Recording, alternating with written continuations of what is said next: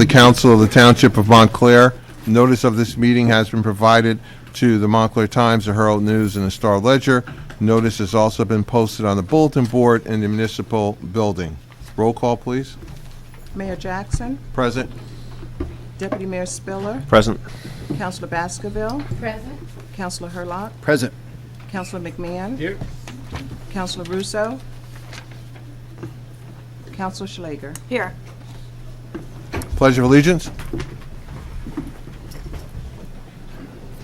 I pledge allegiance to the flag of the United States of America and to the republic for which it stands, one nation, under God, indivisible, with liberty and justice for all.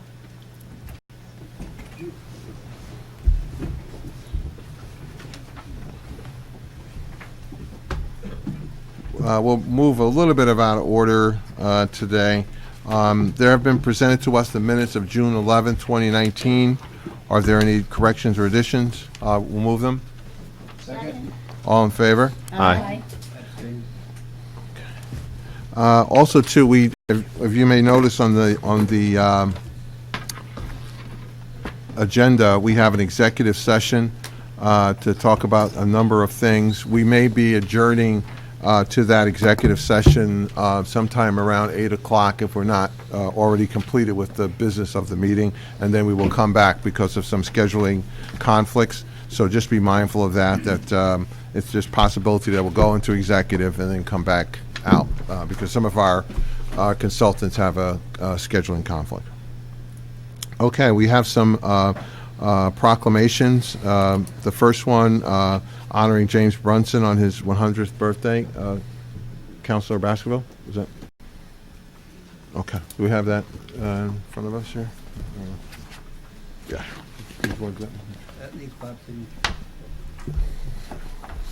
Thank you. This proclamation is honoring James Brunson on his 100th birthday. Do we have family members that are here to receive this? No? Okay. The proclamation honoring James Brunson on his 100th birthday. He has been just an amazing resident in the township of Montclair. He raised his family here, participated in many things, and went beyond just his immediate family. He embraced the entire community, and because he lived and served in Montclair, I certainly am a better person for it, and I'm sure there are many out there who would also agree. And so we just wanted to make sure that everyone was aware that Mr. James Brunson, who is a member at the Union Baptist Church here in Montclair and has been for many, many years, is celebrated. They had a wonderful event on the occasion of his birthday. And this proclamation goes on to talk specifically about some of the contributions, and I so move. Second. And I also want to second your comments. Very appropriate. Great man. All in favor? Happy birthday. Aye. Yes. Second proclamation is declaring National Gun Violence Awareness Day. And I can tell by all our resplendent in orange that there are a number of people here for that. Yeah. Come up. Yeah. Who was that one? Does anybody want to do that one? Here's gun violence right here. I don't mind. I've been fighting this. Yeah. Yeah, You can all go stand. Yeah, I agree. This one. Sure.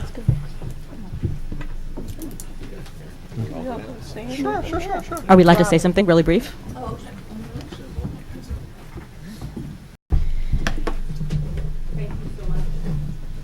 Is the green light on? Press the button. I did. Oh, there we go. Okay.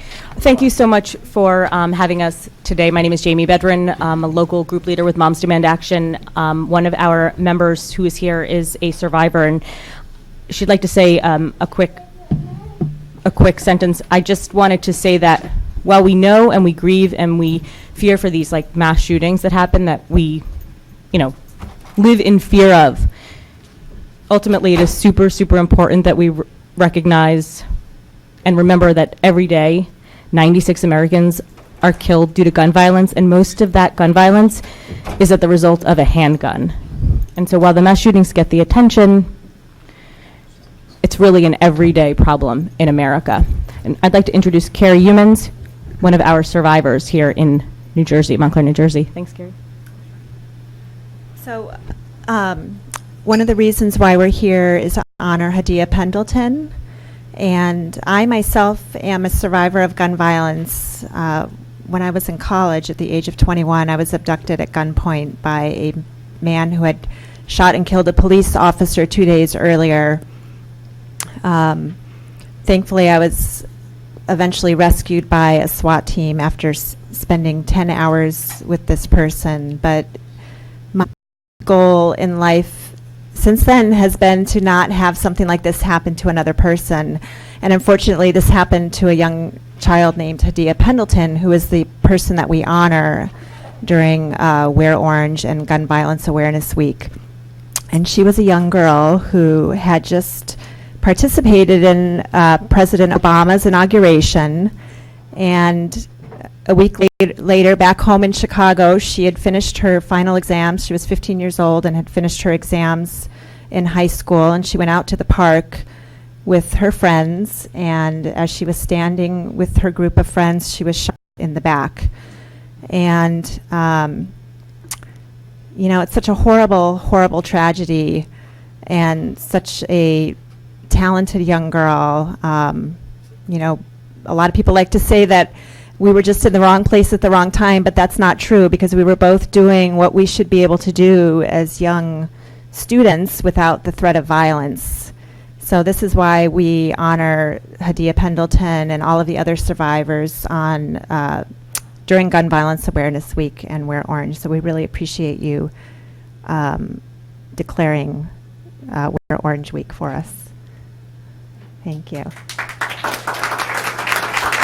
Oh, and one more thing. If anybody is interested in joining our movement, we have 6 million people in Moms Demand Action, and we are a gun violence prevention organization, mostly all volunteers.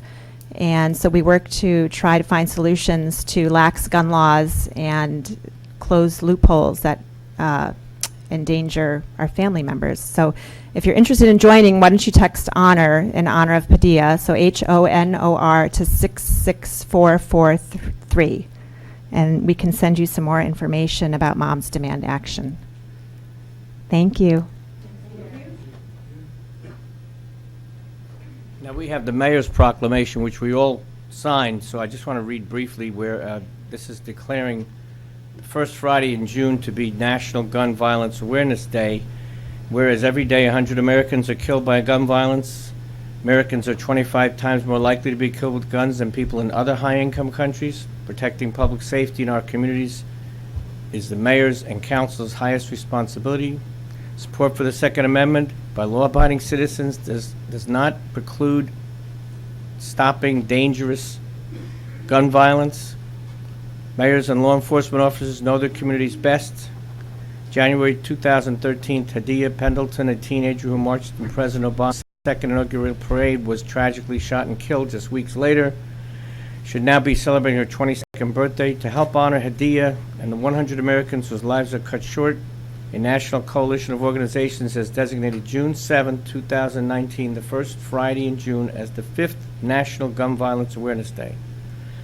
Whereas this idea was inspired by a group of Hadia's friends, and whereas anyone can join this campaign by pledging to wear orange. By wearing orange, Americans will raise awareness about gun violence and honor the lives of gun violence victims. And whereas we renew our commitment to reduce gun violence and pledge to do all we can to keep firearms out of the wrong hands and encourage responsible gun ownership to help keep our children safe, therefore be it resolved that the Mayor and Council of Montclair declares the first Friday in June to be the National Gun Violence Awareness Day in Montclair. All citizens are encouraged to support their local community's efforts to prevent the tragic effects of gun violence and honor the valued and human lives. It's signed by all of us on the council, Mayor Jackson, and it's June 25th, 2019, attested by the clerk. So we're presenting this to all of you, to Jamie and the group here today, okay? Thank you. Now we'll take a picture with all of you here, probably. Yeah, we'd love to take a picture. You hold that up. You're gonna hold that, right? Hold that up. Who's got the camera? Nobody? Up here. Anybody here with a camera? Where's the press? No, not that way. Maybe this way. Right over here, get in front of, right over here. So you're not in front of- Is there someone that would take Face this way, face this way, face this way. Oh, we got a camera person here. Henry, don't cover your face. That's it, you got it? All right. Marcia's got a good picture, you got a couple of good pictures, Marcia? Thank you. Thank you. Thank you. Take care.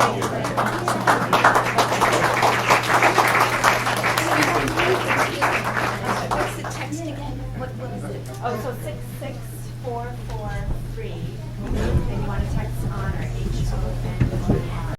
Okay.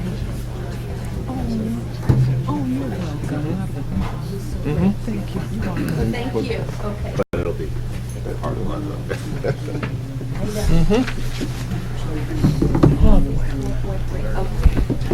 Thank you. Thanks again to the Orange team. We appreciate your efforts. I will now move to public comment. Anyone wishing to address the council, we'll be happy to hear from you at this time. Please come up and sign in if you haven't already. We will be a little bit more firm tonight about the 3-minute time limit because we do have a number of people who are here speaking. So we'll be happy to hear from members of the public.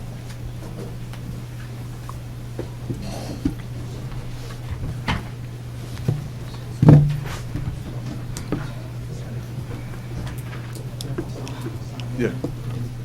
You can do it after the fact if you wish. Okay.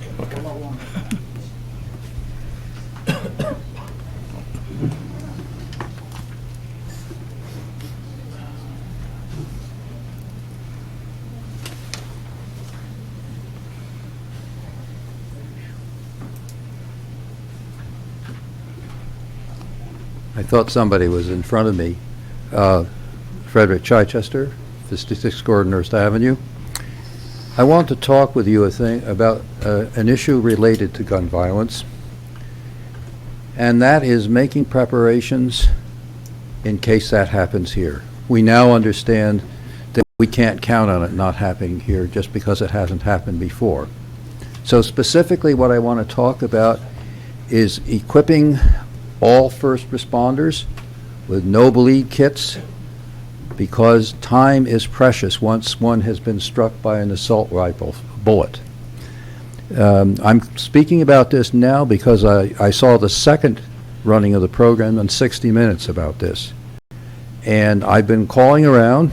I've confirmed that the ambulance service has these, that the police department has them, but I haven't been able to get an answer from the schools. And the fact is, if there's a school shooting, the first responders are those people in the school before anybody else can get there. So I urge an effort to make sure that these kits are available and people are trained in how to use them. As we used to say in the Boy Scouts, be prepared. Thank you. Thank you, Fred.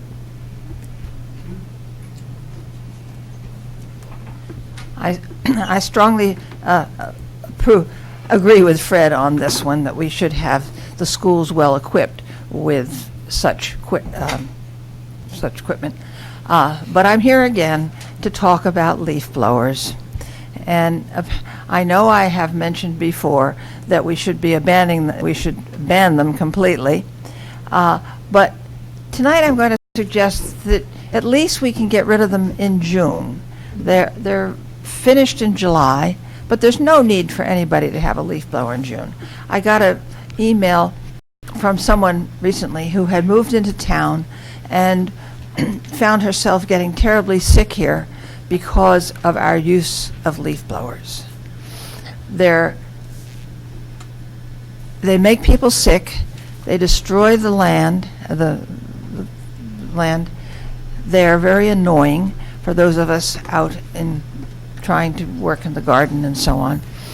And I have maintained our family's property for over 40 years with no power machinery and no poisons. And you and the rest of the public are all invited this Saturday to come to my open garden between 9:30 and 11 and you can see there where I'm raising. I have plants that will produce over 20 different vegetables this season, and we eat well. I don't know whether I've mentioned this, that I was told 4 decades ago to go to bed, take disability, and never get out again. And that's when I started the garden. I could barely walk from here to there in those days, and with the help of the garden, it's wonderful, and I do enjoy it. And I really, is that telling me 3 minutes is up? No, she will. No. Okay. But it's not using power machinery, I think, is really, really valuable for climate change and for more local issues as well. So I wish you well, and thank you all for your great service to the town. Thank you, Pat.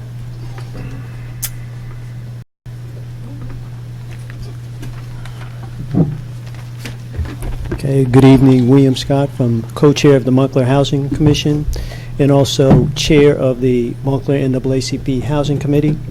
I just wanted to make a comment about just something I was brainstorming, and I just wanted to make a comment about the rental market in Montclair. Approximately, we have 15,000 units, housing units in the township of Montclair. Approximately 7,492 of those units are rental units. We have approximately about 38,000 residents in Montclair, and that number varies, but it tends to be going up at this point in time. But we do have approximately 42% of the residents of Montclair are renters. And I was just trying to do a little brainstorming, trying to figure out how developers or investors are looking at the rental market in Montclair. And, you know, I would think the first option, if they want to come into the town and abide by the inclusionary zoning ordinance, which requires all new development to be a 20% set aside.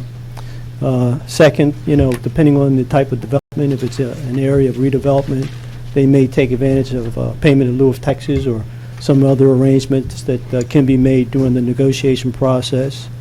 There's a possibility if their negotiation can get them a 10% inclusionary zoning buy down. Another option could be financial or material contributions, depending on if that's approved by the town council. But I just wanted to make sure that we understand the number of affordable units in the township of Montclair, about 780 units, okay? As I mentioned earlier, that's 7,492 multifamily units, minus the affordable units. You're looking at maybe approximately 10% of the rental units in the township of Montclair are affordable, okay? And obviously the other 90% would be market rate, all right? Last year, May of 2018, the council approved a 20% set aside for all new inclusionary, all new construction. That's the updated IZO. For the first time, every time the council approves a new development with a 10% affordable housing unit set aside, it allows the developer to buy into a 90% market in the township of Montclair, one of the highest in the county of Essex and amongst the highest in the state of New Jersey. Okay, just a little bit more information. The total number of applicants on the waiting list are 6,610.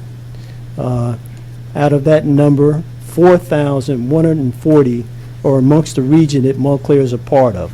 Montclair is a part of a region that deals with Essex County, Morris County, Union County, and Warren County.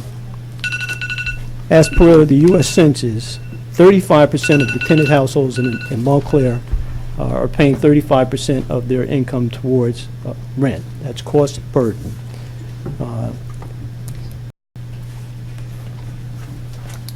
My point that I'm trying to make, with a 90% rental market in the township of Montclair, and if we continue to approve developments at a 10% rate, we continue to add to that 90% market rate rental units. And I would imagine people that are living in Montclair with no rent control and a part of the 90% category that's something they should really be concerned about. Thank you very much. Thank you. Thank you.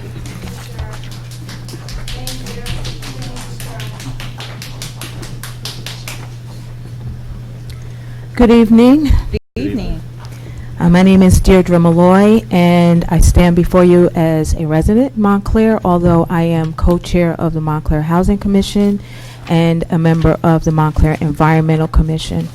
I submitted to the council a landlord registration form and a summary about the registration requirements according to the Department of Community Affairs.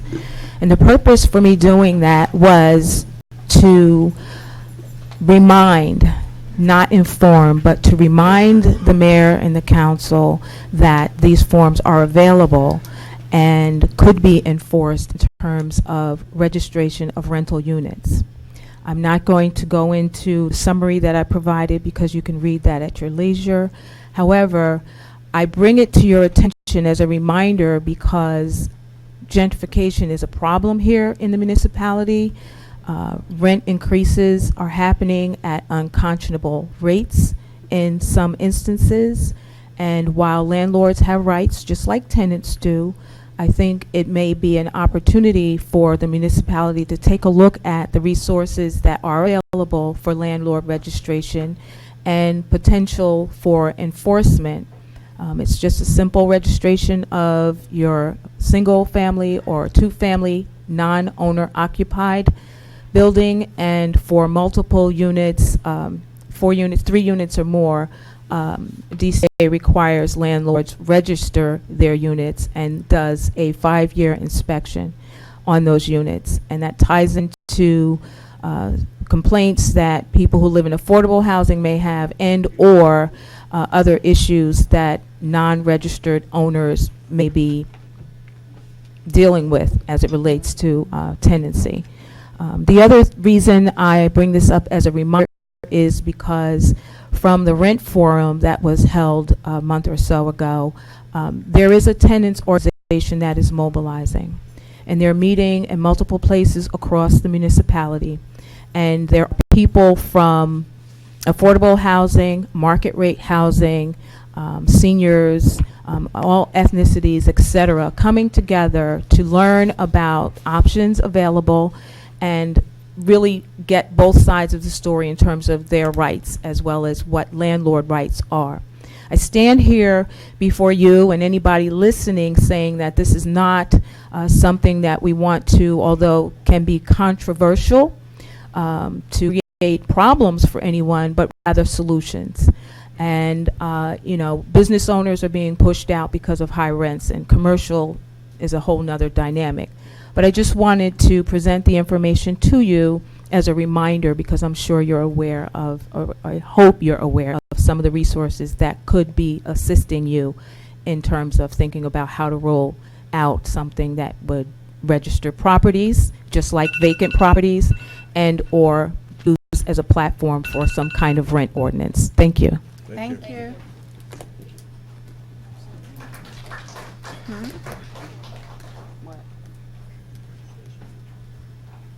How are you guys? Good evening. I'm Good Jennifer, and this is my business partner, Isabel. And 6 years ago, we opened up a hair salon on the corner of Glenridge Avenue. It's across from the Bay Street train station. And since then, we have now moved next door. We've grown a little bit, so we've moved next door. And a coffee shop is coming in, which leaves 6 businesses now across from the Glenridge train station, the Bay Street train station, with only 2 meters for our business, for our clients to park, and even ourselves, because there's no on-street parking. With the only 2 meters that are there, we now have a woman who is handicapped who has parked there all day long. She's able to. That leaves 1 spot for 6 businesses. Throughout a day, on a daily given day for my own business, I can have 30 customers come in. The coffee shop, who is here also, is taking over our own spot, so now that's another place coming in. So we're wondering how we can get more parking spots across the street for the businesses that are on the outskirts of Montclair. The lot that's across the street, isn't that the one we just paved, or? Yes. The one that's right in front of the... Yeah, but that's all permit or no? And 2 meters. And 2 meters. So we're asking if maybe we can put like a row of meters, at least 2 for each business that is there, so we can all keep growing and keep that area lively, like it's, you know, it is an upcoming area, that whole, you know, but with us, with no. That's reasonable. Yeah, with our clients getting Saturday, tickets. We had 12 clients with a ticket on Bay Street, 12. Well, how are we supposed to grow our business Where did if they nobody park wants to get come the there? ticket? Where On did the they- street where it says like 2 hours, but even the street parking, it'll say like, no parking here to corner with an arrow. But the clients are like, oh, I didn't park, I parked there, but the arrow is pushing that way, you know? So it's really unlegible also as far as, you know, the thing. Towards the hospital, there's a whole row of no parking, like we got a ticket the other day just because it's not quite clear. There's very little legal parking. About Pine Street or?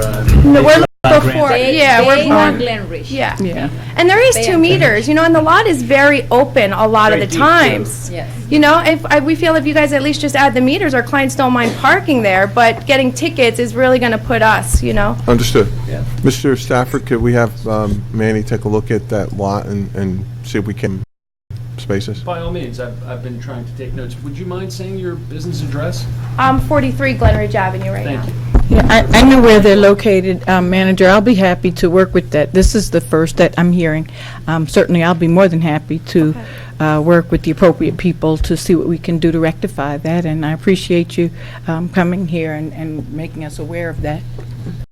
And Mr. Stafford, can you also make sure we have a list or number of the permit holders in that lot too? I want to make sure we're not jumping back and forth and we get a right balance of permit to meter, and hopefully we're not, you know, oscillating as we hear from another group. So let's make sure we kind of marry that and get the right number on all sides. Certainly. Thank you. And is it also like, I mean, do you guys find it right that the handicap person gets to park there all, I get it, like they get to park there all day long and then go into the city? I mean, she can get a permit spot too and park there, but it should be legalized at least for 2. If I have to park there only 2 hours, that she should only be parking there. I get it, she doesn't have to pay, but the whole parking there every day, we tried to write a letter to her nicely, and that didn't go over very well. The police were called. So, you know, again, it affects our business now. We only have 1 meter for all of us coming in, you know? So. We'll take a look at all that. Is that a handicap spot? No. It's not a designated No, handicap she just puts spot? and she has a permit parking, so she has yeah, there's none. Right, yeah. So that's a problem. But she does have a placard, and then she also has the permit parking. So we've asked her, please, can you just move down, at least give and it didn't go very nice. So that's why we came here. So. Okay. Good luck. All right, thank you guys. Thank you. Thank you. Yeah. Try to help you. They're happy. They're happy group of people.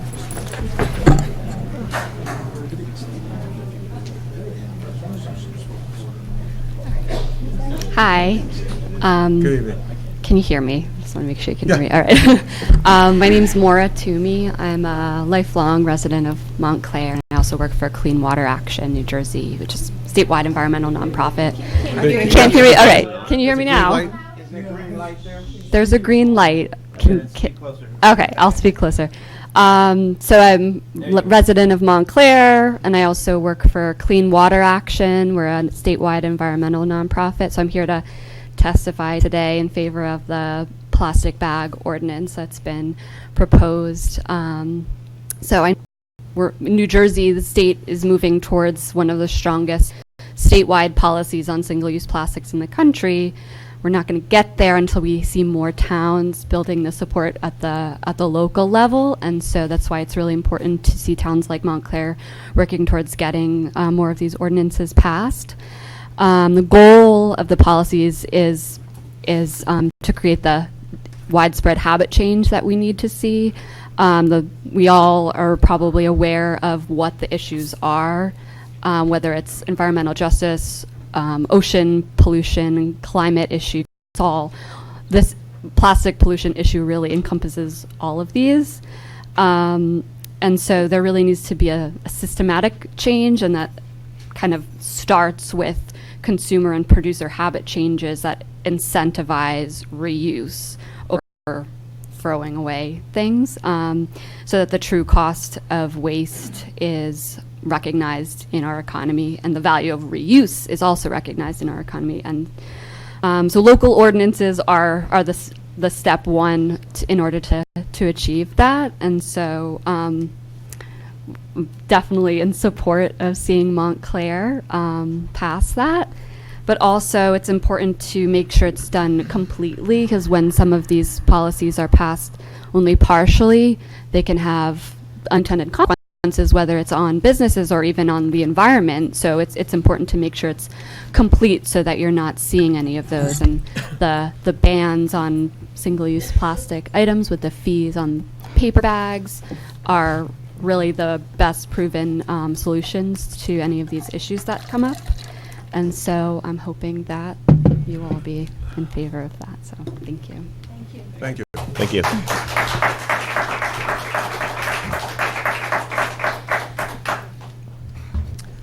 Hi, good evening. My name is Eileen Birmingham. I'm a resident of Montclair.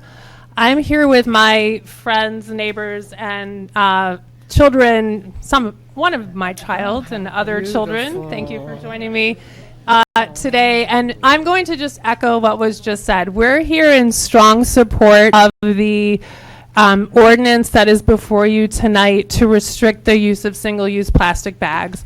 I think that the issues, as was stated, are well known. It is an environmental issue, it is a moral issue, and we can no longer sustain our current habits. I think I grew up before plastic bags even were a thing. We used paper bags in the store, and it worked pretty well.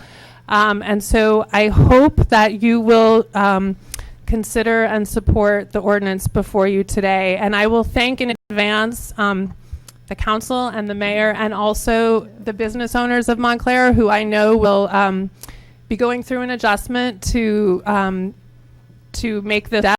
But I think we can all agree this will be a positive step for Montclair, and we look forward to your voting and restricting the use of single-use plastics in our community. Thank you. Thank you very much. Thank you.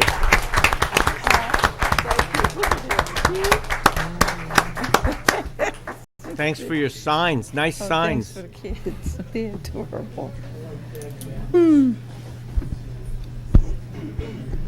Stephanie Wood. I live on Orange Road, and I had a couple questions and comments about the upcoming Church Street parking lot development. First, I want to clarify, is this going to be 65 units, 74 units, or 90 units? 74 or 90? This is actually going to be a public hearing coming up later, unless you're time constrained. We're going to accept comments on that during that time period. Okay, so do you want me to wait for you to talk about that project before I Please. come up and ask questions about it? Please. I'm happy Okay, to but I answer do that. want to make the comment before everybody leaves the room that we are going to lose a lot of parking, aren't we? I counted more than 30 cars there, and it's going to be reduced to 20 spaces. Am I right? Well, again, I'm going I want people to be aware that they're going to lose parking from this project, okay? Because we already have a huge parking problem, a big congestion problem, a traffic problem, 2 schools, a mega church. You know, you're going into a neighborhood that's already a mess, chaos. So I just want people in the room to be aware of this before they all leave, that this project is going to be a problem. Thank you.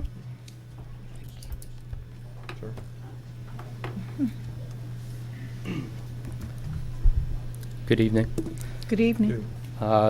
Thank you for the opportunity to come and speak. My name is Zach Carvelis.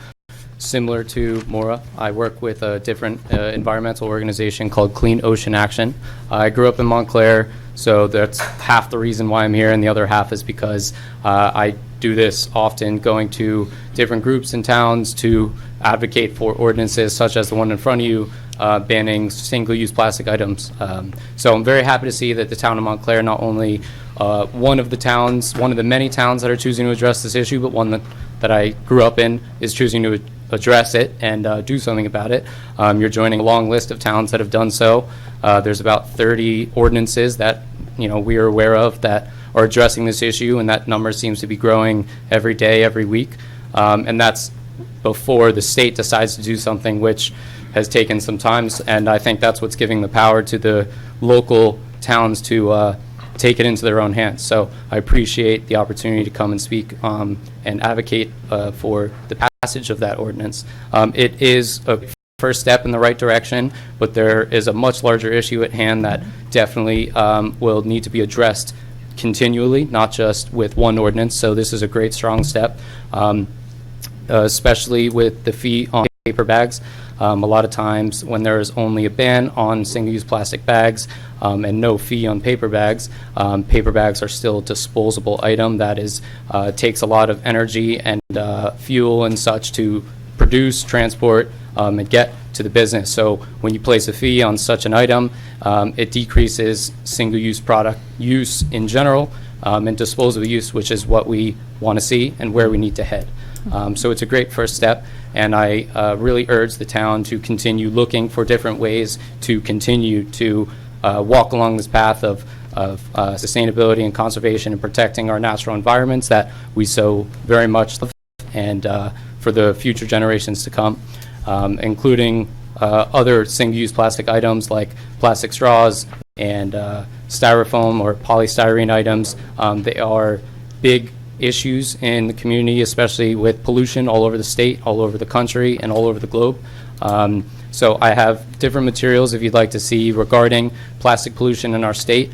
Clean Ocean Action has held a beach sweep program since 1984. So we've not only cleaned up the beaches every year, twice a year since then, but we collect all the data of what we find, specifically of what items and how many of them we find. We started at one location with less than 100 volunteers, and we're up to over 70 different locations around the state with over 10,000 volunteers every year.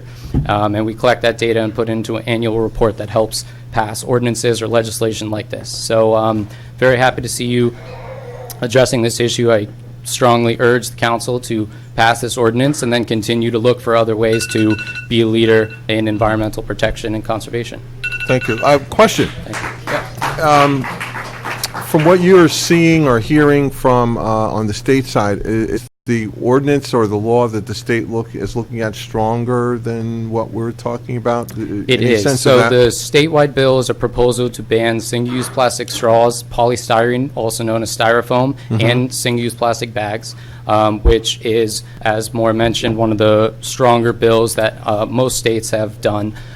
When the bill was introduced, there were a couple states that have passed legislation, but because it's been stuck where it's at right now, there's been many other states that have passed statewide laws addressing single-use plastic items in a variety of different manners. We're probably up to like 6 or 7 states that have passed legislation, with another 5 or 6 that have legislation pending. So there's, out of the 30 or so ordinances that have been passed across New Jersey, there's about between 6 and 8 that are multifaceted, what we call them, which is straws, polystyrene, and plastic bags. And it seems to be that a number of towns are continuing to go that route, because why not try and address all of the problems in one fatal swoop rather than one by one? And so there are some nuances to each ordinance, things that, somewhat loopholes, if you will. For example, what we're finding right now is that a lot of the towns that are passing ordinances just addressing plastic bags, they'll do what almost all towns do when they define what a reusable bag is. They're allowing reusable bags to continually be made of plastic. They're just increasing the thickness that the bag can be, and that's what's considered reusable, but it is still a plastic bag. It is still, to people, single use. They'll still toss it out or not use it more than once, even though it's defined as a reusable bag, because it can be used 125 times over a certain amount of feet, carry X amount of weight. So what the statewide bill is proposing currently is a minimum thickness of 10 mils, and we're advocating for either a thicker plastic bag that's too thick that stores, it won't be cost effective for them to do, or ban all plastic film in general, because that's how businesses are getting around this, manufacturers are getting around this, is they're just increasing the thickness of plastic bag by 0.5, 1, 2 mils, and it's still the same issue before the ordinance was even passed. But nonetheless, the ordinance is still a really beneficial step in the right direction to addressing this issue and stopping the pollution. that comes from plastic and disposable items. So especially with the fee on paper, it helps discourage people from using single-use and disposable items such as plastic or paper. And hopefully we get to change the the norms, get people to start bringing their reusable cups, their reusable bags, and get in the mindset of not always having to use something for less than 30 minutes that'll be out there for over 400 years. So I hope that you continue to look at this issue further, and if you need any other information, I'm happy to provide some. Thank you, sir. Zach, I just want to, your organization, Moira's Green Water Action, right, Moira? She's Clean Water Action, we're Clean Ocean Action. You're Clean Ocean, so you're Cindy's group. Yes. Okay, so for years, we've had a place in Long Branch or Asbury Park or Ocean Grove. We've been going down, my brother and my family, for years. We always got involved in that cleanup you do, and I just want to thank you for cleaning. That's made me conscious when I see all the plastic and all the garbage that people throw on our beautiful beaches into the water. It just does not go anywhere but come back. Right. So I really want to thank you and Cindy and Clean Ocean Action for your efforts to clean up. Thank you very much. Clean up every Appreciate year. it for participating. Thank you. If everyone wants, our next beach sweep is October 26th, I believe, and we do have locations in Montclair and Glen Ridge, as well as over 60 different locations around the state. So, thank you. Deputy Mayor? Yes, and Mayor, thank you so much. I just want to add, and certainly I appreciate your comments and your actions and everyone else here. I also really want to applaud my colleagues and kind of go through how this process started. This body asked our Environmental Commission to come forward with a plastic bag ban and look at ways that it's worked in other places and look to modify that. I want to applaud the whole Environmental Commission and its chair, Lyle Landon, for really working at this and making a lot of those calls and trying to craft something. I agree with you that it still has some of the challenges, and we've discussed this around thickness of the bag and what that could mean, and that's something I think we all agreed that it can be looked at and we modify and tweak as we hopefully see, but if we don't see a change in behavior, those are the kind of things we would again look at. I also want to really commend our business community. They have been part of the discussion. They have been on board, working with the bid closely and having those conversations, and other groups very supportive of what the intent of this is, I think, which is great.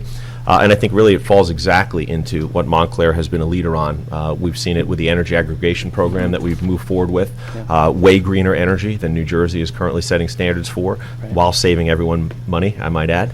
But also when we look at Sustainable Jersey, the work we're doing around that, looking for silver certification and a lot of the components to that obviously have such a positive impact on our environment. I think everyone in Montclair takes pride in us being leaders in these areas, and we absolutely work to continue to be. I know that the original ordinance that we had talked about did include straws. I know that our attorney asked that we bifurcate that and address that as a separate ordinance at some point, so hopefully the Environmental Commission and he and all of us will be working on that and seeing something in the near future. But I think we will continue to try and look at these issues in total and make sure that we are leading on all fronts, or as many as we can, and keep pushing that envelope to stay ahead and be a leader in this. So thank you. Again, I thank you for your efforts, and I appreciate everybody coming out today in support. Thank you for everyone here and what everyone here does. And I just want to go back to, I applaud the Environmental Commission, because this is exactly what we asked for. We said we'd like to see some work in this area, and they've come back to us with an ordinance that we think is going to at least get us started on that path. So thank That's you. wonderful. And we thank you. I think the whole community will thank you for it, and hopefully you guys can continue to be a model for other towns to can take on this issue and keep hopefully protecting our beautiful state. Thank you. Thank you. Thanks. Thanks, Zach.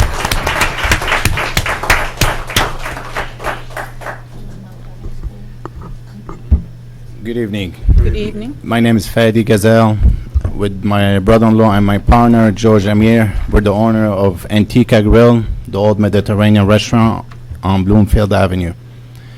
We purchased that restaurant 15 months ago, and thank God since then it's been great. We're getting almost 1,500 customers bringing to Montclair with the Mediterranean cuisine, Lebanese cuisine. So it's been good in that part. One of our major issues right now is the trash. For the last 17 years on Valley Street parking lot, right at the corner, what do you call it? The back, what do you call it? There's 3 spaces right against the thing, right on the Valley Street Road. They used to park a dumpster over there, right by that church. where Dunkin' Donut is and the church. There's the two parking space, Right. the office, the Right. entrance for the restaurant, and there's a yellow lane where they used to park the dumpster for almost 17 years. We took over the restaurant a year and a half ago, and then the city came down, they said we have to remove it. After 17 years, no issues. Okay, we said no problem. So we ended up renting a space at the Church Street parking, that private, the private parking lot. So we're paying $300, no problem, no issues. Now, about a month and a half ago, Cuban Pete came and put his dumpsters next in the corner next to our dumpsters, next to the pizzeria and the Chinese restaurant. And you know Cuban Pete, with the volume that he does, overflowed the trash, everything. So the city ended up coming down hard. They give everybody a fine, and now we have to July 1st to remove the dumpsters. With our dumpsters being there for 6 months, no issues. As a small-sized restaurant compared to Cuban Pete, I have the trash picked up 5 days a week. That's how it should be. So now, 400-seat restaurant, and we have to July 1st to remove the trash. We cannot park in that space that has been for 17 years, no issues, to a year ago. And now we can't even park in the private parking lot. So what are we supposed to do? I don't have the magic answer, but I will say this. You know, my initial reaction to that is patently unfair to you. I think that we should probably have Mr. Germano again take a look at that and see if we can't find, because we want to help you out. You've been a great business. You brought great vitality to that section of the avenue that was kind of slow there for a bit.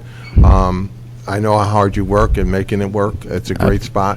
So I think we should take a look at trying to help the businesses along that strip, because now with Faubourg coming in as well, Absolutely. there's gonna be more interesting activity, good activity, but more. So I think more frequent pickups, but if we could get Mr. Germano to work with these gentlemen, I think that's. And I might add, maybe, Mr. Stafford, maybe it's a broader conversation, because while you didn't say it, it sounded like you were implying that other restaurants, I'll just say, aren't doing as often a pickup as you are, right? And Correct. garbage is, Correct. being left all over, and you're obviously being hit with some of that penalty, right? So, Correct. maybe that conversation also includes parameters around, if you're going to leave it there, you got to have a pickup every day like you do, or whatever the rules are that make it so the garbage doesn't spill out, residents and others don't have to see it, but you're also getting your garbage needs taken care of, and we're all benefiting. But So, to answer your question, even so, if you guys come back, example, let's get the trash pick up 5 times for Cuban P, etc., because it's a private lot. The owner of the private lot, they don't even want the headaches anymore, because I spoke to the owner. So even say you guys say, okay, keep the trash there, they don't even want to deal, because you got the neighbors, which is, I don't blame them, trash overflowing, the smell of the trash, all that stuff. So now the private owner of that lot, he doesn't even want to deal with making the extra $1,200 a month with all the that comes with those 3-4 trash cans. And I'm willing to pay, because I have 2 spots right against my door. I'm willing to pay permit, because it's a permit parking. I don't have no problem. Even if I have to rent it the whole year, I don't mind. I'd be more than glad to pay for the permit to have my just designated trash designated area, because that's a big issue. Because if I'm gonna do sidewalk pickup, my last option, you're talking almost 400-seat restaurants between my inside and outside. The mayor been there a few times, and he loves the food, I hope. So 400-seat restaurant. If I'm going to do sidewalk pickup, we're looking at almost 14 barrels. It's going to be almost closing out 5 stores to have the sidewalk pickup. So it's not fair for the other businesses. All of a sudden, I'm blocking them, but I don't have any other options. Yeah, we're with you. I pay, by the way. You might want to correct the record. No, of course. I give really good tip. Repeated bread for you.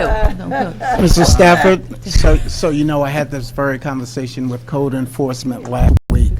We realize there's an issue. We're trying to kind of marry the two, try to be as business friendly as possible, but the initial issue was having dumpsters on township property. Correct. And that's what they were enforcing. That turned into another conversation, so the council knows we are working on that as we speak. Okay? Good, thank you. All right, thank you very much. What's the name of your restaurant? I didn't hear. Antica Grill. Antica. Antica Oh, Grill. yes. Okay. And just the last point as well, for the parking permit. We did, when the city opened up about 7 months ago for applying for the permit, so we did put our name. It's been almost 7 months. I just looked up 3 days ago, we're still 17 on the list. So between the staff and what do you call it, with the customers, with everybody, and they said it's almost going to be almost 2-year wait until the project finish of building the 3-story garage, all that kind of stuff. So if we could just expedite the permit, paying the permit, daily permit, because eventually they're building the complex at the Church Street. Instead of 100 cars they're going to park, now it's only 20 cars, because we give them $100 each month. I have 7 employees, 7 spaces, $700 a month. We pay that private lot where I park my dumpster. I pay him as well.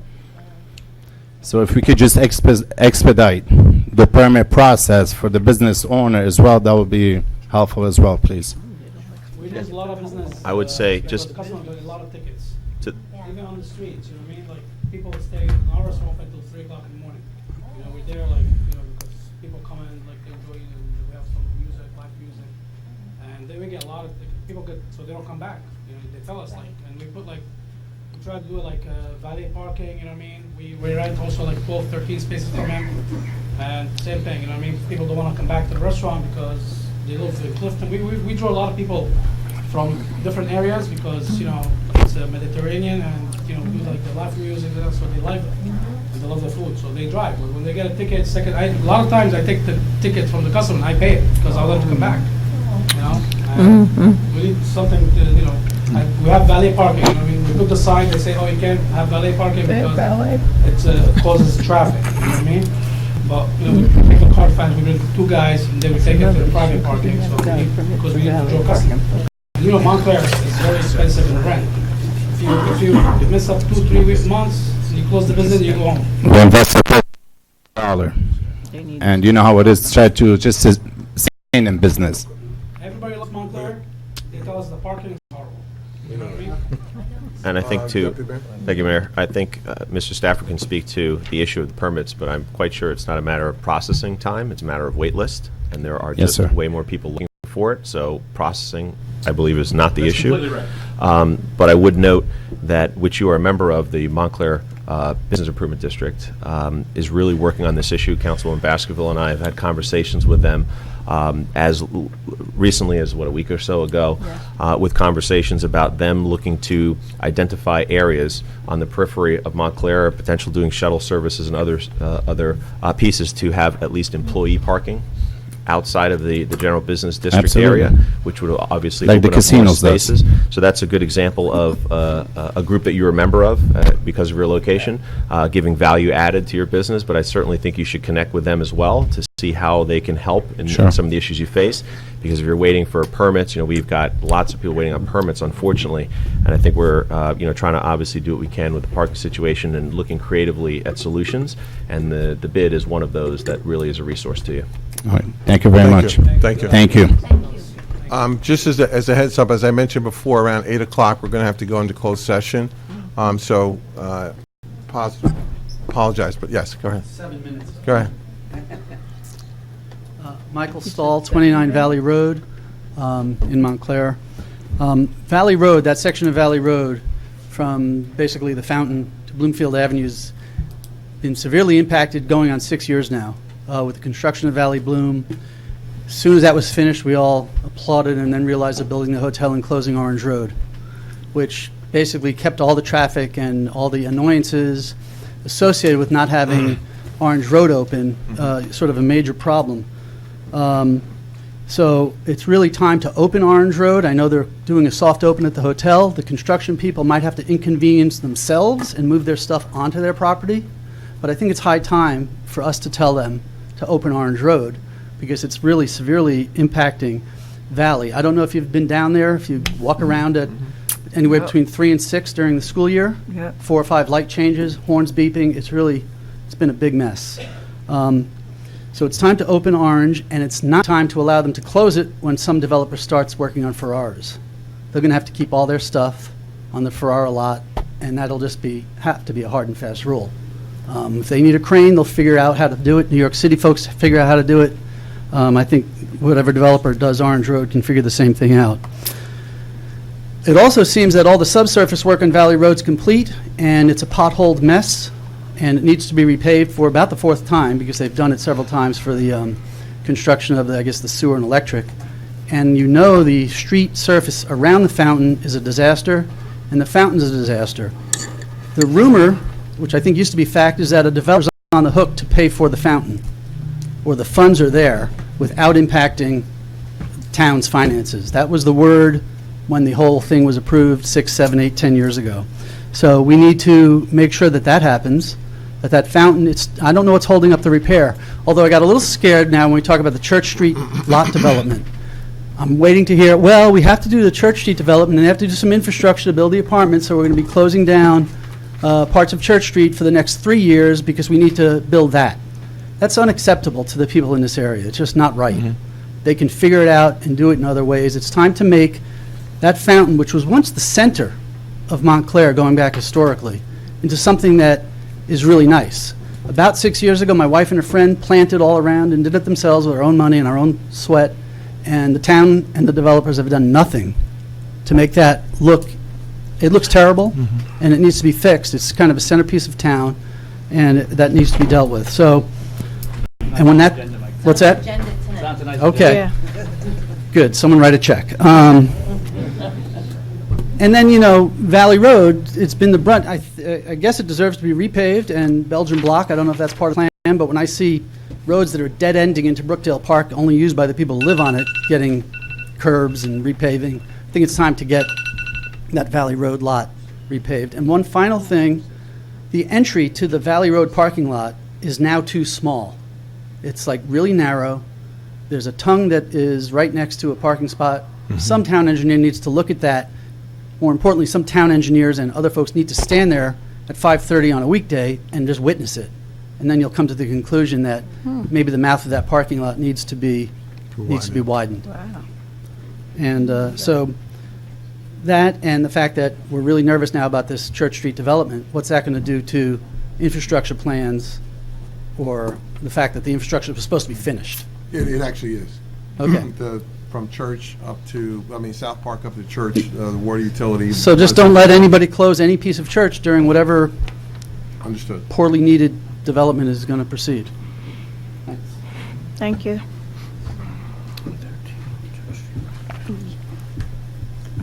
Hello, Mayor Jackson, Town Council. Thank you for your time tonight.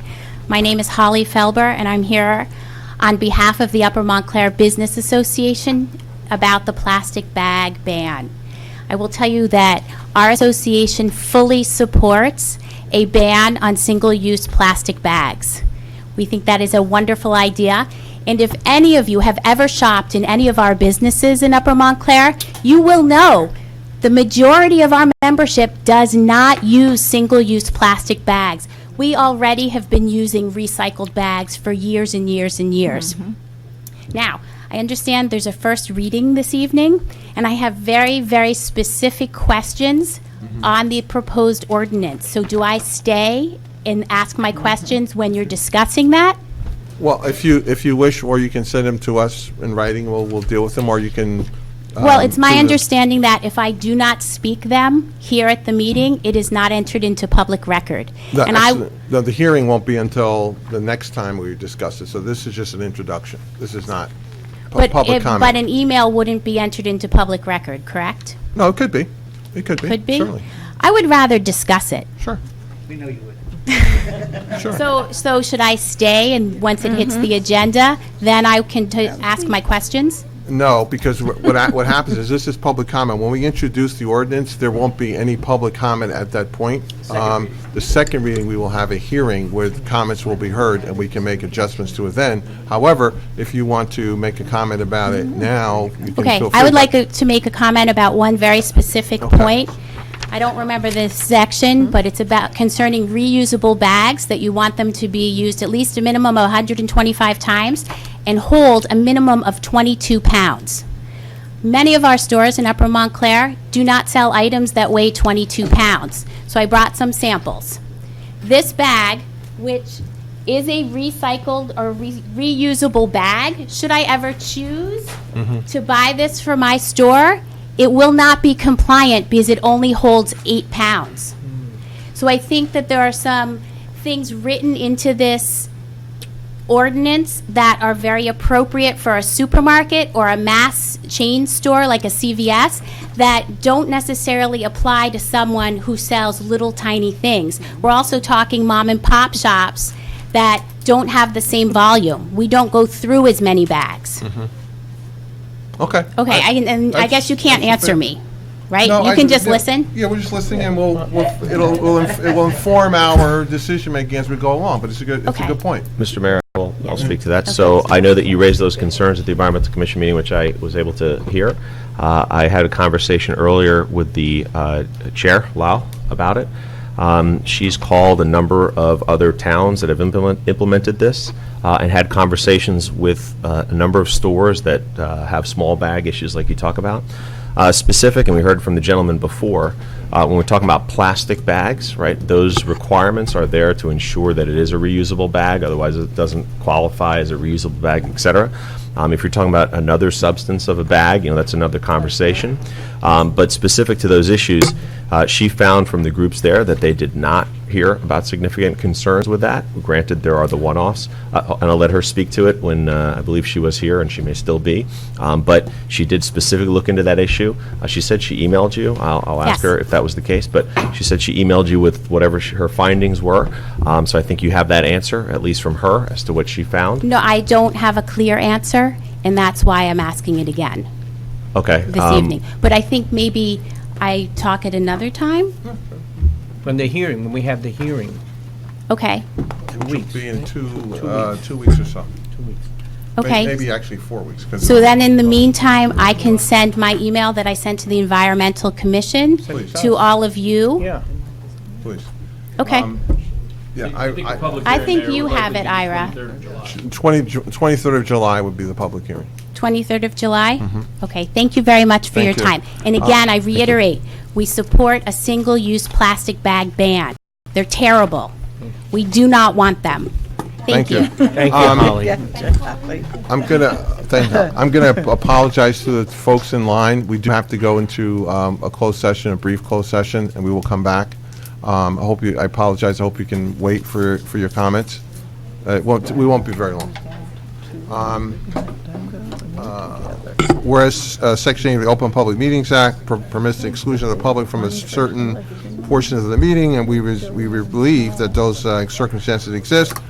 And now therefore be resolved that the council is going to go into closed session to discuss personnel, collective negotiations, and litigation. I so move. Second? All in favor? Aye. Let's go upstairs, I guess? If you'd like. Yeah, because we'll everybody stay here and we'll go up. Wow. Take care.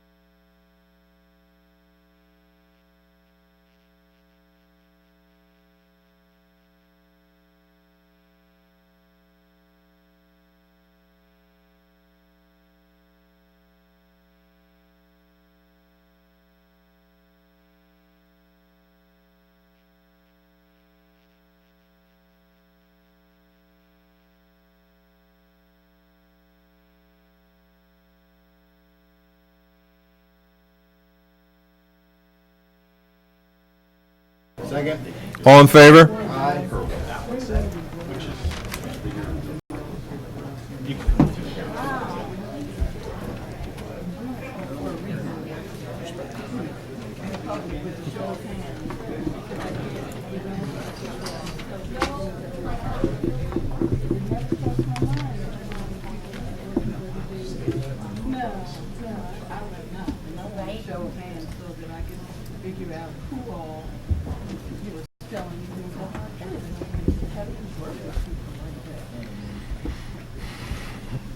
Okay. We have members of the public who had public comment. I know, Joanne, you had someone, and the young lady next to you had comments. Again, I apologize for that. You're always forgiven.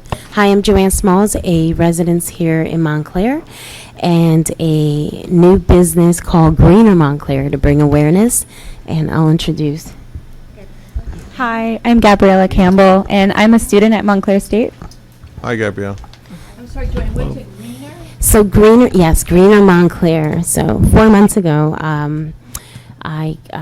another love of mine is environmental and bringing awareness to that. So I created Greener Montclair. So with Greener Montclair, we'll be bringing awareness in Montclair. Of course, we are in favor of banning plastic bag. Also, we'll be rolling out a eco festival next summer, hopefully, as we start talking more with the environmental committee here in Montclair, ideas on that. But what I wanted to just address was the ban on plastic bags. That we're completely in favor of banning plastic bags in Montclair, and even single-use plastic. We are in favor of the brown paper bag and the fee to it.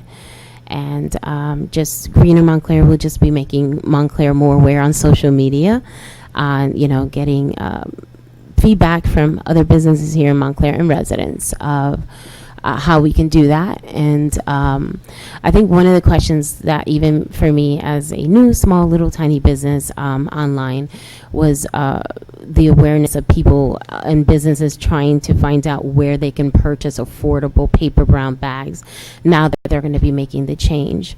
So since they've been buying plastic bags at big amounts, I guess what they are asking, and some of the feedback that I got back online was, vendors and places that they can buy high bulk, affordable paper brown bags or reusable cloth bags. So that's something that kind of we've also been talking. So I started doing a little research online to see different prices on different vendors throughout the United States that would sell at a bulk price at an affordable price. Also cloth bags with their logo, business logo on it. So I've written to a couple businesses finding out prices. So it's something that I maybe want to come back and kind of explore with you guys what kind of prices I got back, what businesses were originally paying for those plastic bags, and what they would be paying now that they would do the change with paper bags. So that's all I have. And Mr. Mayor, so we appreciate that, and I just want to note that, and Lyle, or our attorney, can correct me if I'm wrong, but I believe in the ordinance, one of the components is that the township is on the hook for trying to find some of those alternative sources to get that. So if you are able to help with that and come up with some ideas and some pricing, I think that can fit right into one of the components that we have in there. And certainly, if not worded as clearly, we'll make sure that that's in there, because I do agree with you that it's the onus is on us a little bit to make sure that we look at ways that businesses can easily access bags that fulfill the new requirements. Okay, I can email that to you, what I found so far, okay? That'd be great. Or even better, if you can you certainly email me, but Lyle as well, who I know you know and work with. But if you email the Environmental Commission and me, it saves even a step, but I'll forward along what you've got. Okay, Thank you. Sean. Gabrielle, what are you majoring in? Economics. Take political science. I do. I have a double major. Yeah, take my class next month. Oh, okay. No, you'd learn a lot. Okay, well, I just wanted to say that I do work in the town, and I spend a lot of time with some of the business owners because of my job. And even my dad has a business in Montclair, and I think it's important that Montclair does take this step towards banning plastic bags. I think it'll maybe Joanne and I talked about this so that it would draw some sort of attention to our town, because I know that we are trying to pass it before the state actually does it completely. And so maybe it would sort of put our town in a momentum, or it would keep our sort of town sort of specialized. And I think that's really a good thing for us. Thank you. Thank you. Kendra. Thank you. Appreciate it. Anyone else for public comment? Okay, I will close the public comment period. Thank you. The next item is an ordinance for second reading. Madam Clerk. I wish to report that this ordinance has been published and posted, and copies have been made available to the public as required by law. This is ordinance approving an amendment to the Haynes redevelopment plan. Mr. Mayor. Mr. Mayor, there have been some discussion since the ordinance was introduced among the various parties and stakeholders, and there are some amendments that were agreed upon, of course, pending the council's approval. And those amendments would not be substantive or require the ordinance to be re-advertised. I do have the amendments, and I would like to read them.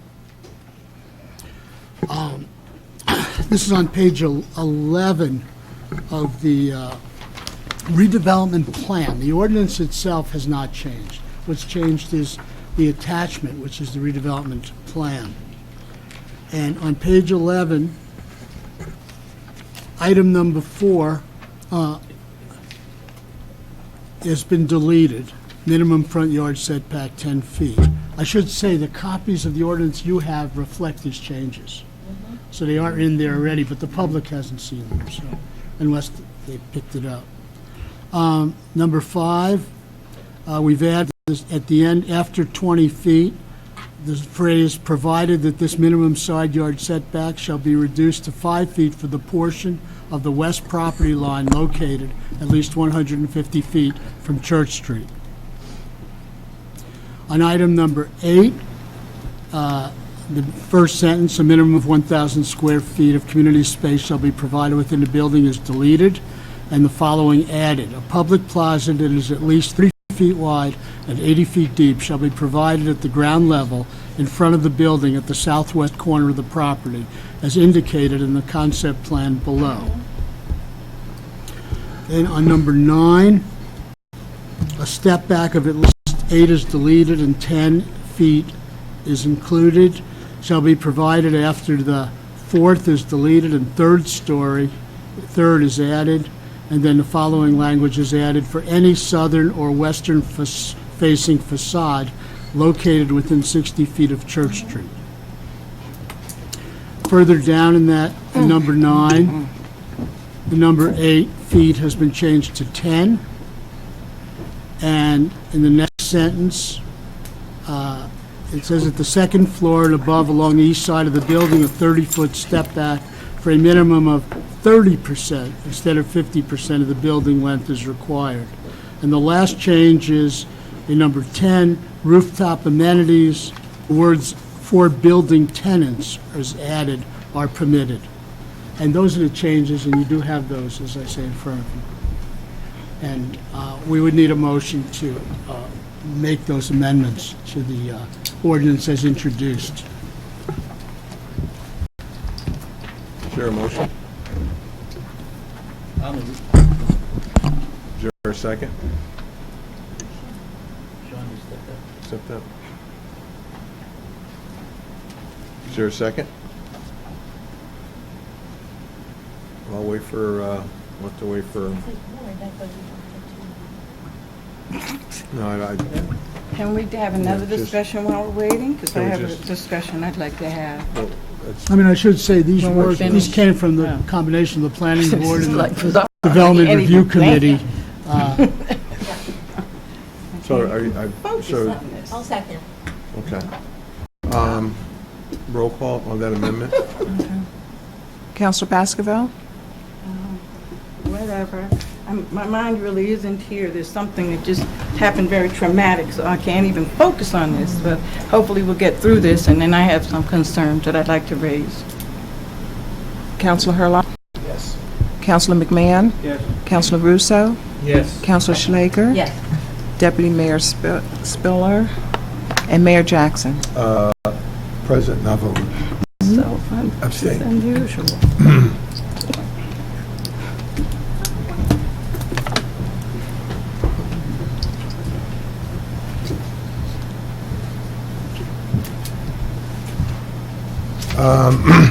Is there anyone present who wishes to be heard in relation to the proposed ordinance?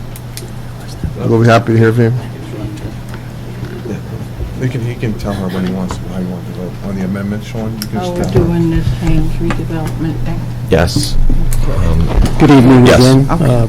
William Scott, co-chair of the Montclair Housing Commission and chair of the Montclair NAACP Housing Committee. Absolutely. Scott, can you speak up? I've been, the Housing Commission and the NAACP, we've been following this redevelopment plan for close to 8 months. And our concern was the fact that even though back in 2003, it talked about a 10% commitment to affordable housing, we're 15 years beyond that time frame. And we were concerned with the additional density of the project, and the project changed over time. It was supposed to be assisted living, and then it was turned into mixed use.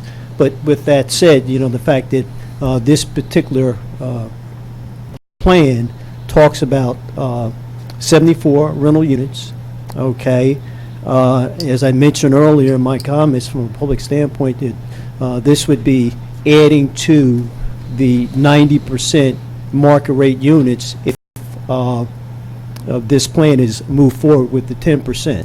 But even with that said, I just wanted to understand the process of the material, the financial and material contributions to this development. Kind of like, how was that, did that come about back in 2003? And if that is the case, that number should have been accelerated 15 years later. If I made an investment of $170,000 15 years ago, I'd probably be pretty well off today from an investment standpoint. So I think that number definitely should have been increased. And then with that being said, with this process going on for as long as it has gone on between the planning board, the council, the Economic Development Committee, as I mentioned, the Housing Commission, we had pursued trying to get some kind of insight as to what the negotiation process was with this whole plan. Of course, we were not privy to that process, and that's kind of like why I'm asking these questions now, because if we would have had an opportunity from an early engagement standpoint, being in the room, at least giving us the opportunity to hear the conversation, I think we could have at least made a recommendation based on factual information that was shared in that process. And I'm not beating up on anyone. I've asked this question on many occasions. What is the early engagement process for the Housing Commission? And why do we always have to find out after the fact, along with the public, what's been negotiated to a very finite point? So, I just want to ask a couple of questions. The $175,000, what does that really get the township in not allowing or supporting the commitment for the affordable housing set aside of 20%, which this council did approve a year ago for new construction? So, I'm kind of mixing a few things in here, but you can understand that I really have never got a clear understanding of what this entire process, how it unfolds. And in all due respect, I've worked with Councilwoman Baskerville. That was one of my main reasons for coming onto the Housing Commission, because it has always had a commitment for 20% affordable housing in developments. And you guys had gotten it when you made that commitment with the new ordinance. But this redevelopment plan, to me, just never sat right with the Housing Commission, and that 20% that you committed to last year really sent a signal that you guys had made up your mind. We're going to stick with that 20% new construction, and that's something we should never waver from. So I just wanted to just really get that out on the table. Okay? Any comments? Thank you. Okay.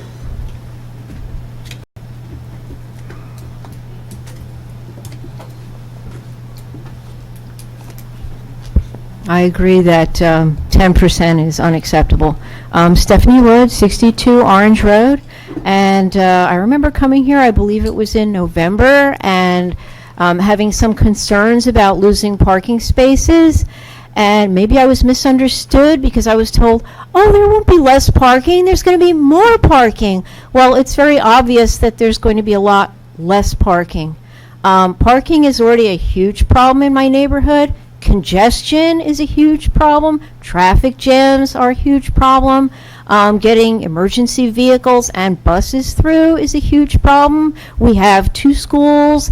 We have a pre-K. We have a summer camp. We have a mega church. So this is basically 7 days a week of pretty much unrelenting traffic, parking problems, congestion.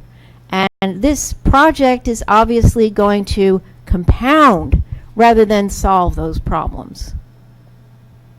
So it's a little interesting to me that I was told, oh, we're going to have more parking, and I believed at the time, I don't think that's possible, and it looks like we're going to have a lot less parking. As it is, I don't have a driveway. It's very difficult to have contractors come. What I have to do is take a day off work the day before to purchase parking spaces in front of my home. People don't always respect that. If I put cones, they drive over them. I'm not the only one. It's the rest of my neighbors who are having all the same problems with noise, talking traffic lights, lines at the pre-K. We've had a kid on a bicycle who was hit by a woman in an SUV. We've had other accidents with people on bicycles and pedestrians. So if the situation is already very bad, I think this is going to make the situation there a lot worse for residents and for visitors.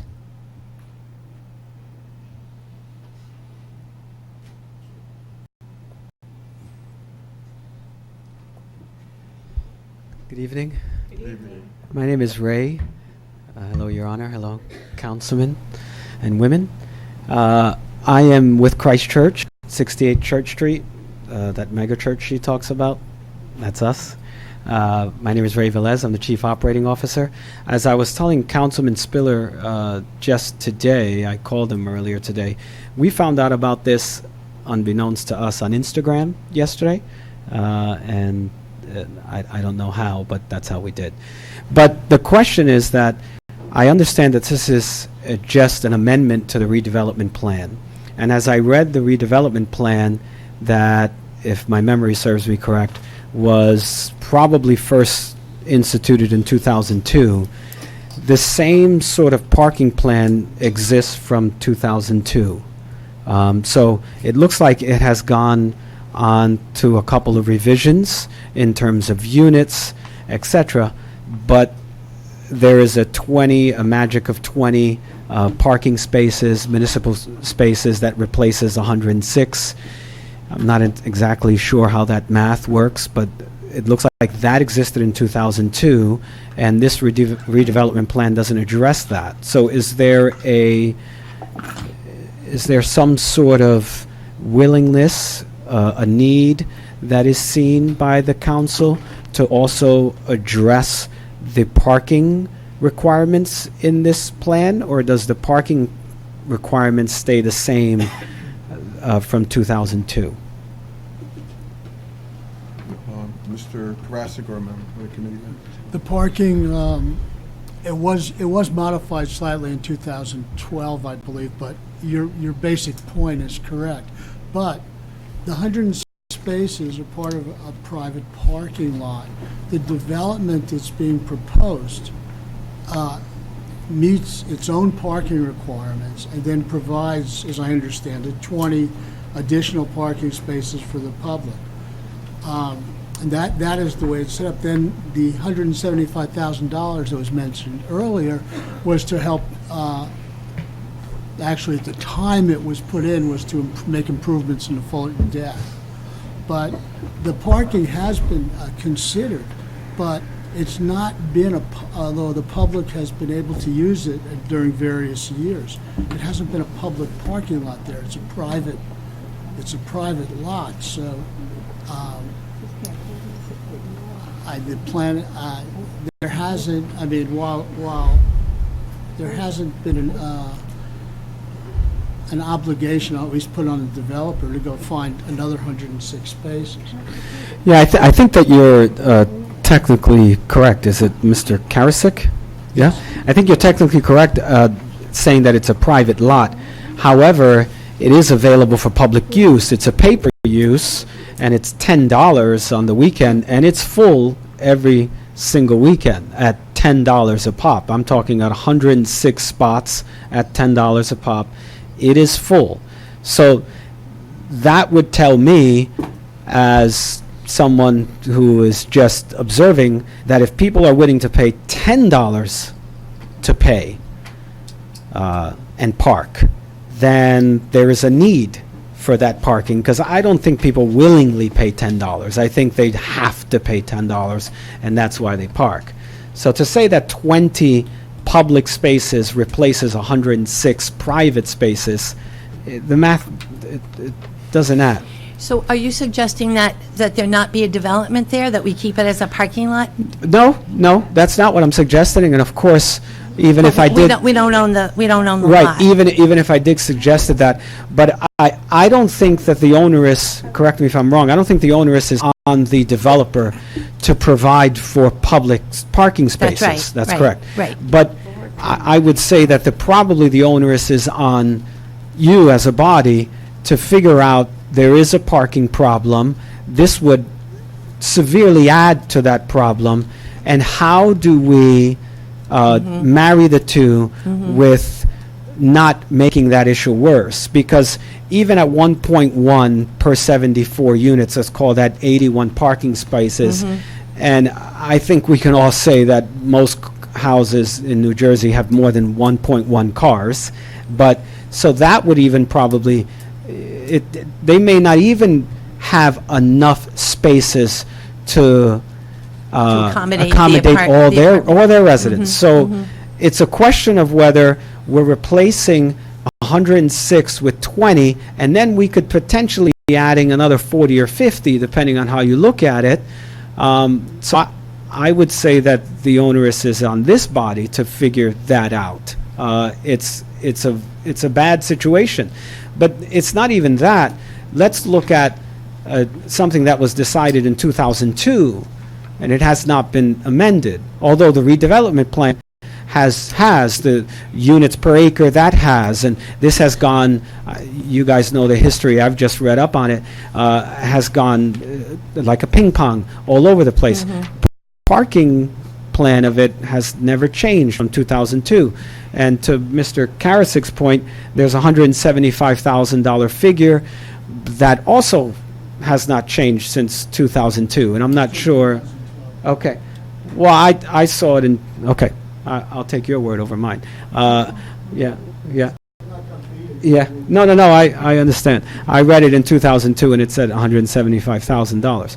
But I'm just trying to figure out if we're looking at this situation, parking, and it is very bad. It is extremely bad, and we have thousands of people who come in to worship, and most of them are from Montclair, and some of them do have the liberty to walk.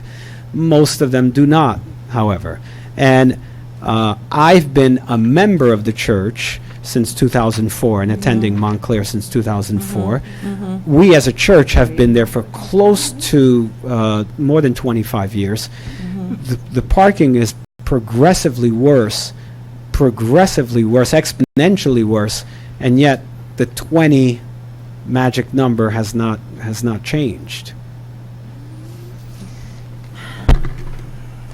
Well, I mean, I can comment. I'm just say this. I'm personally not going to be voting in favor of this plan, but I will say this: that the council will be adding roughly 1,000 spaces to the downtown area and structured parking between what's going to be built on Seymour Street, what's going to be built on Glenridge Avenue.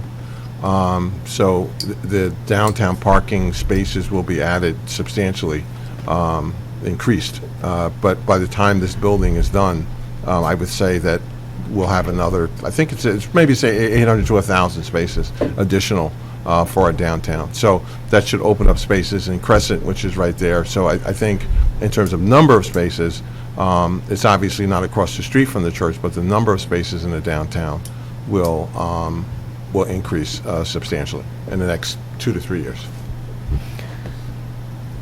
Yeah, I appreciate that. I'm not sure that that's necessarily going to help us within our vicinity, if you will, but I do appreciate that. Well, I don't know, Yeah. I can't promise it either, but Yeah. I think we'll open up spaces in Crescent, which is a close walk. from Right, the church. Crescent will help us, Yes. because Crescent now is impossible to park at on a Sunday. It used to be possible, but it's virtually impossible. I don't know if you've been there on a Sunday with Hillsong and us, and there's a 40-minute wait, half-hour wait, etc. So it's whereas 10 years ago, that was a very viable lot. So So, a lot and now, when that happens, Hillsong will just park right across the street. I mean, their parking will be right there. And I think those folks who now park at Crescent, it'll open up spaces at Crescent, which will hopefully allow for more of the congregants from Christchurch to park in Crescent. I'm hoping that's the case. And this is right across the street from Wellmont? Next to the Next Walmart to on it, Seymour. to- And to- then another 300-plus spaces behind Diamond Cycle on Glenridge Avenue, which is now the Midtown lot. There'll be approximately 300-plus spaces there. So in total, we'll be adding about 800 to 1,000 net spaces to the downtown. Is the parking in this particular development, is that just one particular floor? Actually, I'm not quite sure on that one. I don't know.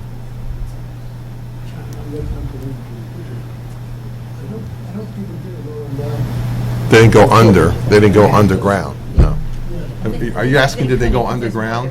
I'm not, I don't know. I have not seen, is it underground, above ground? I'm asking, is it one floor, is it two floors? First floor with above, as I understand. It's fourth floor, but it's not underground as well. Right. Right.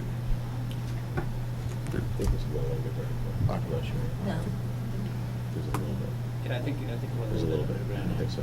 That's the resident part. Half. Yeah, like a half a level down.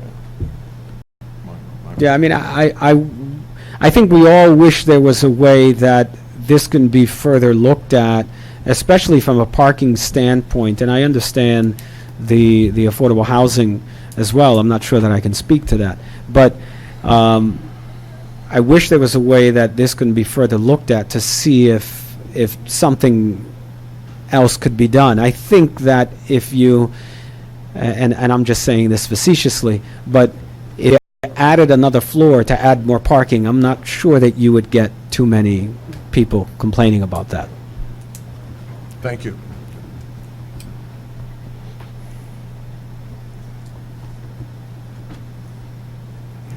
Good evening, Pastor. How are you? How are you? Hearing about all your growing pains in this town. Thanks for your service. I'm Reverend Scott Samuel Michael. I live at 10 Granada Place on the south end, Ward 4. My congregation I serve is also in town, the Unitarian Universalist congregation at Montclair, 67 Church Street, adjacent to this proposed project. Briefly, a little bit about us. We were founded in 1897 by women who wanted to give their children, let's say, a more open-minded religious education. And thankfully, we've been listening to the lady folks ever since. I served there with my wife as co-pastor. And our congregation is one of the few craftsman-style sanctuaries that's still in use of its size and style in the United States. Our congregation served as the first movie house. For a while, we were the first butcher in town. We housed a butchery when there wasn't a cheap enough butcher around. Our minister, Norman Fletcher, from 1932 to 72, was founder of the NAACP in this town against a lot of unhappiness from some of his white colleagues. So needless to say, we have a very historic place where a son of one of the founding members was the first American casualty in World War I. The special nature of the congregation's structure its east-facing wall is the light that spills in the AM, and so obviously any structure that's particularly high, too close to our east wall, which if you're looking at the design, it'll be on the left side of the Church Street lot, that significantly would diminish our the beauty and the use of our space. But I realize that we have to make compromises, so I'm just here to just let folks know what's next to this project and what I think is the importance that we serve to the wider community still. One of the concerns I have, I used to be a construction project manager, so went from being an electrician to a minister, one invisible force to another, as they say. And so I have a lot of experience with construction sites, and I know that you need places to put the trucks and the roach coaches. That's the trucks that bring the lunch to the construction workers. We lovingly called them roach coaches when I was an electrician. And the materials, and of course all the access in and out of a site, and especially if a site's going to be digging deep, it's going to have a lot of disruption, not just to Church Street, but to our operation. And yet, still, my congregation and I understand that, something's going to be happening here. I just want to make sure that we remain in conversation and contact. I'm blessed to serve with some folks at our congregation, like Ed Martolio, someone you might know him, he's also a developer. John Carlton is a landscape architect, and we reached out to the developer about 18 months ago and had a meeting, and they assured us they would keep us briefed on the progress. They have not, so if they've told you they've been in conversation with us, they're not exactly telling you all of the truth. But nevertheless, I just want to come here and say I just hope that whatever final tweaks to the design happen does something to push the height farther from, especially our east sanctuary window side, towards that back top right corner, if you look at the Church Street lot from Church Street, and gives us the earliest possible sunrise gleam that we can hope for. Thank you, Pastor. Thank you. And just by way of comment, so much appreciate what you and your wife are doing at the congregation. Great work already. It bothers me that you haven't been communicated with. I'm sure that the developer will, if it's approved, I'm sure the developer will straighten that out. But just urge them to contact us. Right, we're not trying to lie down in front of bulldozers. We just that's want to know what's important. going on That's and important. and have a conversation. Thank you. All right. Thank you. Thank you. Good evening. My name is Deirdre Malloy, and I am co-chair of the Housing Commission, Environmental Commission member. My question is the $175,000 contribution. Is there an opportunity for that to be increased? Okay. Well, all right. This may not be the forum to have that conversation, but based off of the information that we have heard and the facts that we are losing 7 units of affordable housing, 175,000 just does not seem to equate to that kind of an impact. The other thing is that the parking situation, obviously this plan is where it is in terms of applications and things of that nature, and the parking being underneath the structure. In order to increase parking at that site, it would probably have to go through a redesign and height variances and all those kinds of things. But another thing which you probably are aware of is that already from South Park Street to Bloomfield Avenue, without any construction whatsoever, there is a serious bottleneck going from Church to Park, and that whole area. It's getting really, really bad. And then you have the other impact of traffic that's going to occur at the 5 corners at Church and Bloomfield Avenue as well. May sound like I'm rambling, and I see you frowning. I was just curious, what time of day is it? Do you have a time reference? Any rush hour, morning or evening, especially evening, as some of the people have mentioned during weekends, that area gets really congested. talked to some Montclair Police Department officers who sit at the westward-facing corner of Church Street at South Park. It's really bad. Not sure what can be done, changing the timing of the lights, I don't know. But I think also for this particular developer, they really need to figure out how to construct this project within the confounds of the site. It's going to be a problem. Thank you so much. Thank you. Thank you. Anyone else wishing to be heard on this ordinance? Council? I'll close the public hearing. Roll call. Councilor Baskerville? Councilor Hurlock? Abstention. Councilor McMahon? Yes. Councilor Russo? Russo? Oh. Yes. Councilor Schlager? Yes. Council, Deputy Mayor Speller? Yes. Mayor Jackson? No.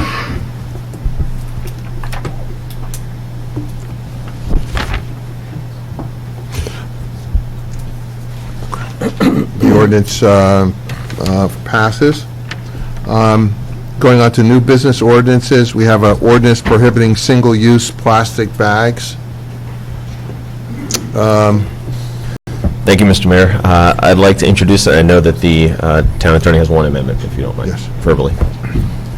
On this ordinance, as was presented to the council, there's been discussion, and there is a proposed amendment which doesn't change the substance at all, but just change the effective date of when the bag ban part of the ordinance goes into effect to allow stores to use up their existing bags.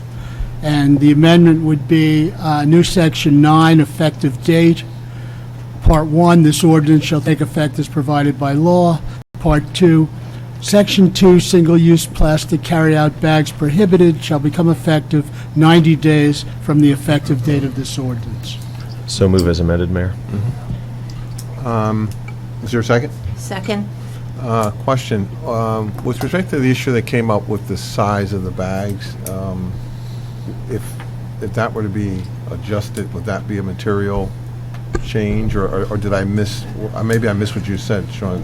Yeah, there was a little bit more to that, and Mayor, if you wouldn't mind with, offering a little leeway, if we could have Lyle Landa come up and speak to that, because I know she researched that and replied to that specific Certainly, question. certainly. So she could give us an answer to that in a succinct way, much better than I could. I just brought two examples of reusable bags, but to the size of the bags. These bags, the reusable bags. This is one that is from ShopRite. You can see that it really gives that message very clearly that this is you're supposed to reduce by putting more bags into the bag, and use the bag over and over, and recycle the paper bag at home. Speak in the mic so that the people on TV. And also recycle your bag at home. Also, it says on the bottom that this bag is made of 100%, the bag is 100% recyclable, and it's made of 80% recyclable materials. So the whole point is to get rid of plastic as much as possible, so that you see, even with the paper bags, they're trying to make sure that we are reducing pollution as well. Well, I think the mayor's specific question was around the size of the bag piece, which I know was particularly the addressed. bag that Holly brought up, where it was, her store doesn't have anything close to 22. Right, exactly. How do we deal with it? I think the confusion was because the way the ordinance was written, it was all lumped together. And so we are not expecting anybody to have a bag of this size to put a pair of earrings in.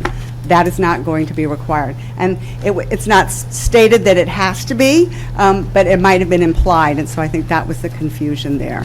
And with regards to the material, obviously, bringing your own bag is first.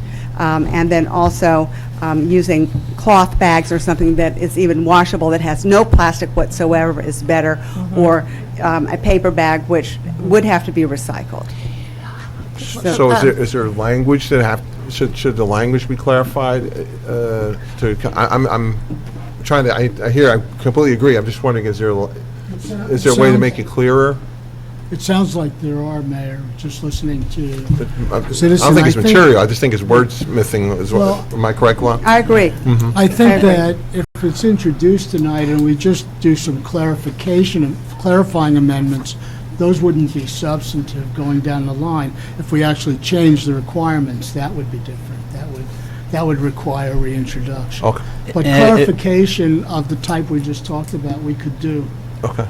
If I may, that bag doesn't look like it's going to last for 125 uses, which leads me to my other question, which is the single-use plastic carryout bag. The term includes compostable and biodegradable bags.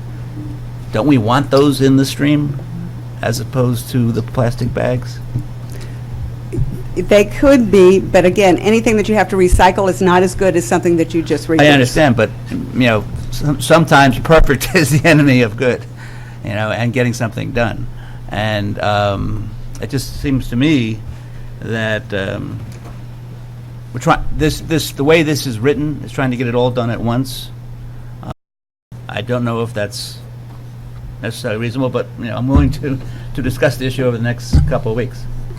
Yeah, I would only argue, I think this is, again, something that's based on a number of other towns that have used it, and as we heard from a number of people who spoke before, there are a lot of components to this that don't go as far as others are doing in terms of including straws, including styrofoam, including some other components. And quite frankly, talk about the state being ahead, you asked Mayor, and strength, et cetera. I think we are looking, again, to be a leader on this and want to make sure that we're being balanced, yes, but not balanced to the point of we're not accomplishing what the goal is, right, which is to minimize, limit the number of single-use bags in general, certainly single-use plastic especially, but the goal is reusable in all forms, and I think that's the main piece, but point noted.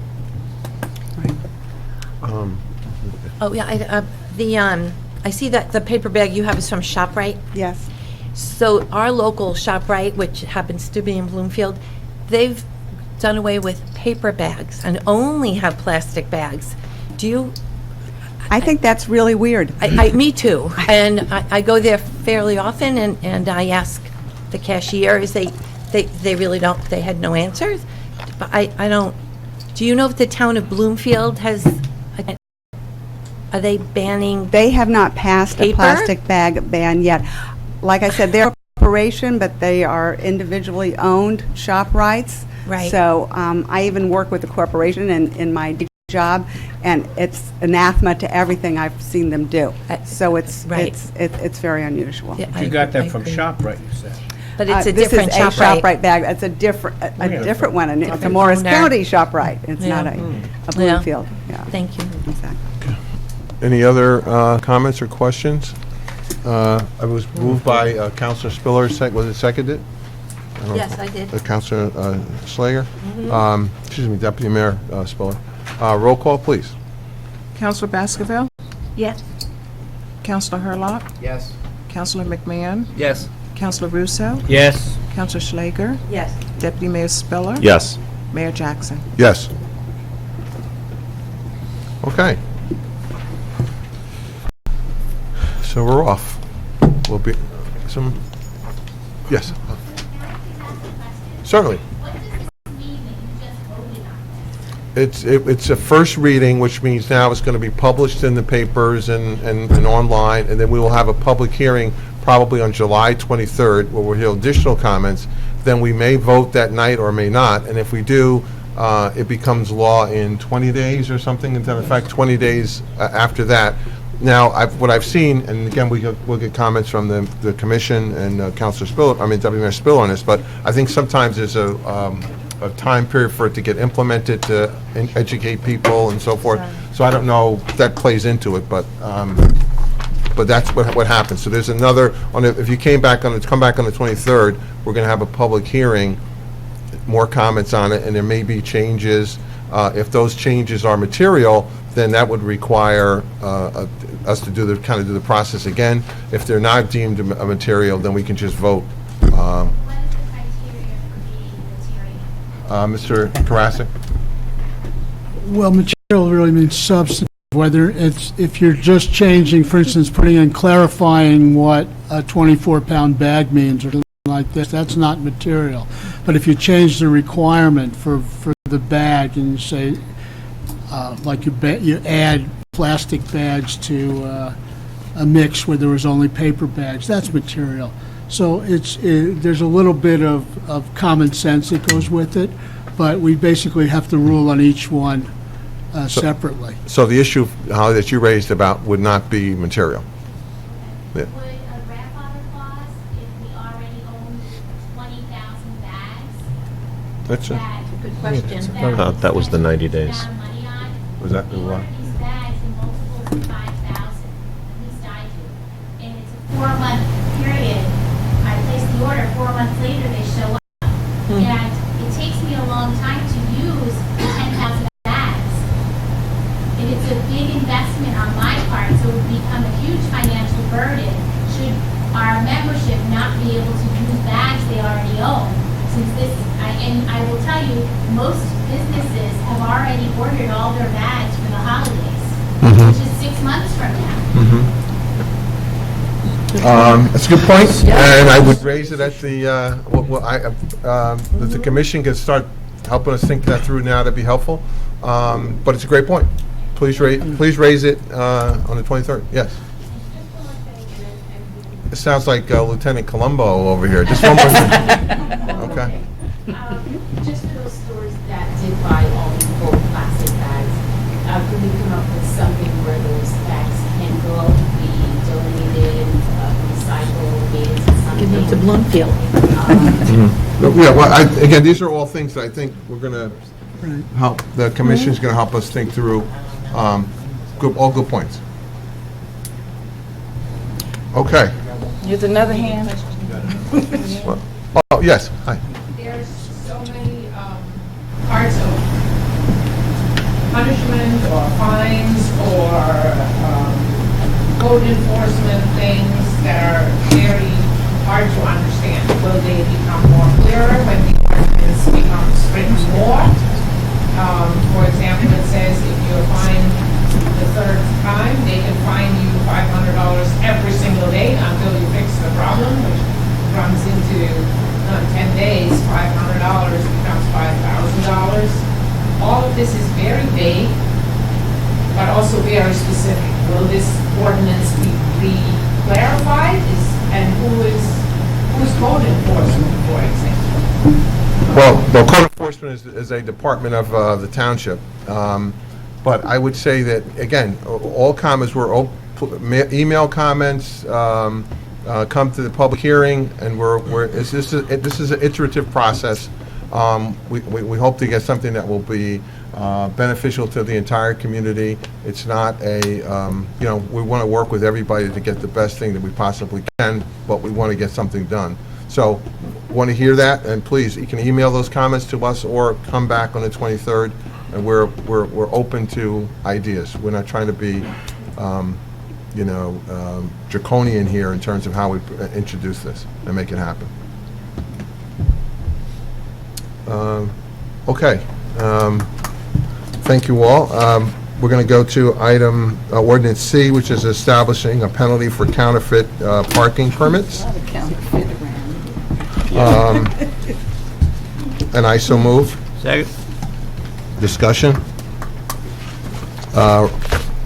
Roll call. Councilor Baskerville? Yes. Councilor Hurlock? Yes. Councilor McMahon? Yes. Councilor Russo? Yes. Councilor Schlager? Yes. Deputy Mayor Spiller? Yes. Mayor Jackson? Yes. Item D is an ordinance amending and supplementing Montclair Code, creating a project labor agreement requirement for certain public works contracts and publicly funded projects. I so move. Second. Mr. Mayor, on this one, Deputy Mayor Spiller pointed out a correction that I'll just read into the record. On Section 8A-5A, there's a reference in that paragraph to the Director of Public Works, and that really should be the Township Manager. That's the only thing. Okay. Tim, your ship came in. Thank you. Thank you. So do we have to make that change, or you made it? Well, You I just amend said, it. yeah, As amended. So I make a motion to amend it. You want to introduce? No, I've introduced. I'll accept the amendment. Okay, all right. accepted. There's no motion required if there's accepted. Right, okay, so it's amended. Councilor Baskerville? No, wait, before we vote, I just want to say something. Can I say something on this? Certainly. There's a lot of We've been working for a long time to get this done, and I think that this has finally come to fruition. We've all talked about it, we've all worked on this, and I know some of the labor leaders are here that work on projects and want to see projects done through our union workforce. And I just want to say that this is so important to me as a labor leader in the AFT, AFL-CIO. I'm in the AFL-CIO through my teachers' union role for 45 years. And this is something so critical because, you know, this country was built by unions, and they're under attack today. And our council's taking a stand that's pro-union, and I thank my colleagues for doing that. Thank you. Councilor Baskerville? Yes. Councilor Hurlock? Yes. Councilor McMahon? Yes. Councilor Russo? Yes. Councilor Schlager? Yes. Deputy Mayor Spiller? Yes. Mayor Jackson? Yes. Item E is a fully funded capital ordinance providing Never more applause. Thank you for your patience. I probably should have moved you up. I'm sorry. We worked. So, All right. Tom, Good night, gentlemen. E is a fully funded capital ordinance providing for paving and striping of various parking lots, and I so move. Again, an editorial comment that this is pay-as-you-go. We're doing this, we're not borrowing, we're not going into debt, we're paying this out of cash, so it's a very good thing. Roll call? Councilor Baskerville? Yes. Councilor Hurlock? Yes. Councilor McMahon? Yes. Councilor Russo? Yes. Councilor Schlager? Yes. Deputy Mayor Spiller? Yes. Mayor Jackson? Yes. Item F is an ordinance amending parking fees and regulations, and I so move. Second. And I believe this is lowering the hourly rate on at the Bay Street lot. Mr. Karasik, can you just give us the 30-second? Right, there's, the Bay Street lot in the evenings tends to be not used. It's a time when the projects, department buildings, et cetera, in the neighborhood, looking for parking for visitors, et cetera. What this does is to, between the hours of 6 p.m. and 7 a.m. the next morning on weekdays and all day Saturday and Sunday, reduces the hourly fee from $2 to $1.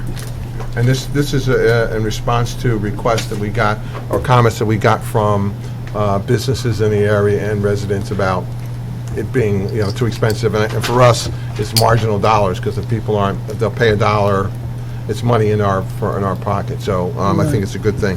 Doesn't affect commuter rates. Right, exactly. Councilor Baskerville? Yes. Councilor Hurlock? Yes. Councilor McMahon? Yes. Councilor Russo? Yes. Councilor Schlager? Yes. Deputy Mayor Spiller? Yes. Mayor Jackson? Yes.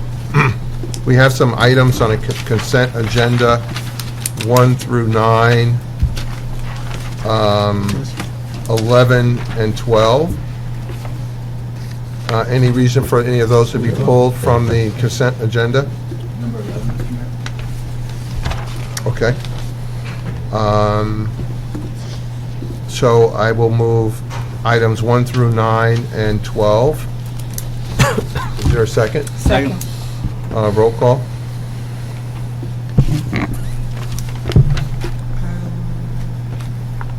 Yes. Okay, Councilor Baskerville? Yes. Councilor Hurlock? Yes. Councilor McMahon? Yes. Councilor Russo? Something I wanted to take out. Yes. Councilor Schlager? Yes. Deputy Mayor Spiller? Yes. Mayor Jackson? Yes. And Mr. Mayor, just a moment, and Mr. Stafford, just on number 7, I know that, and fully agree with it, but I just want to use this as an opportunity to reiterate I know it's Councilman Russo's thing that he talks about a lot too, but as we look with our fleet for the future, if we can just look to green vehicles, electric vehicles. Certainly I saw our sustainability officer at a Sustainable Jersey conference just recently, and I think certainly the conversation that you're hearing tonight, and where we want to be at the forefront, looking at ways that we can transition potentially our fleet to electric or to more shared use or whatever that might look like. But I think as we have infrastructure changes occurring, which means new lots being built, new decks being built, that's an opportunity to put in some of that electric infrastructure and potentially move us greener. So if you can keep that in mind as you're looking at the fleet and the upgrades that need to occur, we don't just miss that and we take advantage of that opportunity, at least to be presented to us for consideration. Thank you. Just a question on that too. And that's what I was looking at. I had a note here I didn't want to vote against it or anything, but do we still have some vehicles that are natural gas, but they cannot be used? Because I see some of our parking folks still using those old Hondas, but are they new Hondas? Because the old Hondas that were natural gas from 12 years ago. That's when we first did that, to try to get. I was under the impression they were no longer in use. Well, check it out, because if we can still use them, fine. That was the only way to go then. Now it's electric or hybrid. Hybrid is a good way to go too. Thank you, Manager. I forgot, do we vote on this yet? Yes. We did. We just got information. Item number 11 is a resolution authorizing... Excuse me, Mr. Mayor, I'd like to do resolution number 10, please, on number 10. Okay, do you want to have a discussion in closed session before having... No, I just wanted to have the discussion of the resolution of Deputy Mayor on the record. Okay, so somebody want to move for a resolution for Deputy Mayor? Yes. The resolution that's in the package, what does it say? It says what you want. It's this- This was resolved. No. Well, somebody has to move a motion. I'd like to make a motion that we vote and have a discussion on number 10 on the record. Trying with me, it's generally a matter of executive session. We're talking about personnel. Oh, okay, so we've done that before on executive that's how we did session? the other ones, yeah. Oh, I But thought then- when we then voted come out- before, we then did we that can come out and publicly. vote. Okay, So we can do that, we can All have right. a discussion and then come out and vote. or we can just vote. Whichever. I mean, I just wanted to, just take a moment to thank Councilwoman Schlager for nominating me, and to thank, my colleagues, and then if we could vote the ones that told me that they were voting for me, we could probably just vote. I didn't, wasn't exhausted, but, I mean, unless somebody else has some other discussion. I thought we already voted in executive session. We didn't vote. Well, I think that there was, We have to vote, we have to vote for it. yeah, So, and it didn't, yeah. So, I mean, if we need discussion, we'll have discussion. I think I'd rather have a Okay. discussion in closed session. Okay, And then we can come back and vote. Yeah, okay. If that's what, because we got to do closed session anyway. okay, thank you, Mr. Mayor. Sure. Item 11 is a resolution authorizing a professional service agreement with Neglia Engineering Associates for municipal engineering services. I so move. Second? Discussion? I would like to say that although I appreciate that continuity is important, perhaps, in the engineering procedure here, but I just feel that the company that we're discussing here tonight is far more expensive than all the other contracts that we received, and I have a hard time supporting that. Maybe Mr. Stafford can address that issue, but I don't think that's a matter of actually factual. Yeah, I mean, I'm not sure that I have. the Well, chart. I'm looking at the chart. It's pretty cut and dry on the chart. Here it is. This one, yeah. So the chart speaks for itself. If one looks at principal, in certain instances, or in principle, it is higher than other proposers. However, in other areas, design engineer, engineering assistant, professional planner, et cetera, it's lower. So in certain instances, it's lower. And what is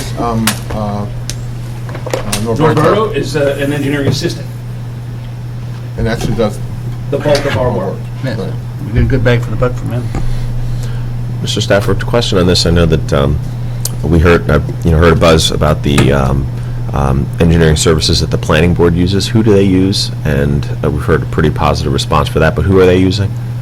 They use several different firms. I think they use We use Suburban. Consulting Engineers, and there's another group too. I can't recall. The gentlemen are at the meetings.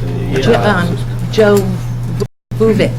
Should be on the, I can't, I'm sorry, I can't pronounce his I last believe they name. use several different firms, one of which is Suburban Consulting Engineers. But Joe is at the meeting.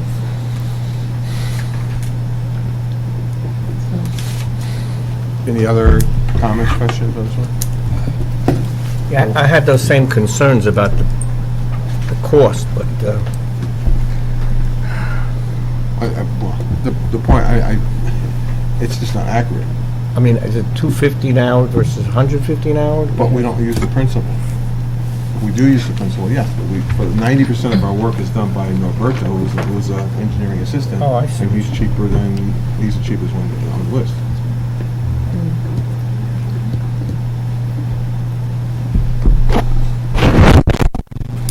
Is there urgency on voting on this evening?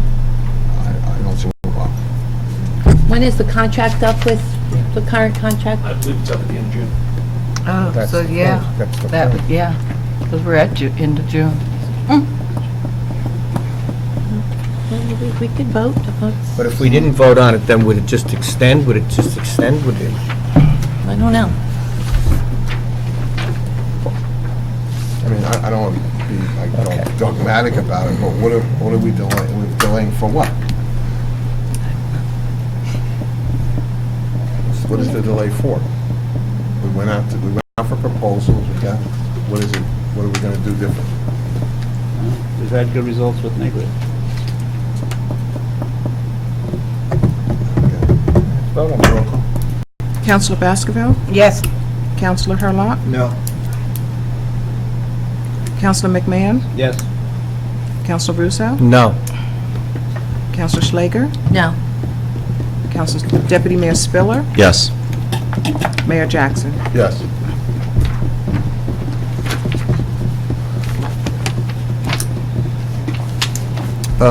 Okay, resolution authorizing, number 13, resolution authorizing a professional services agreement with Arterial LLC to design improvements to the Church Street roundabout, which is also the fountain.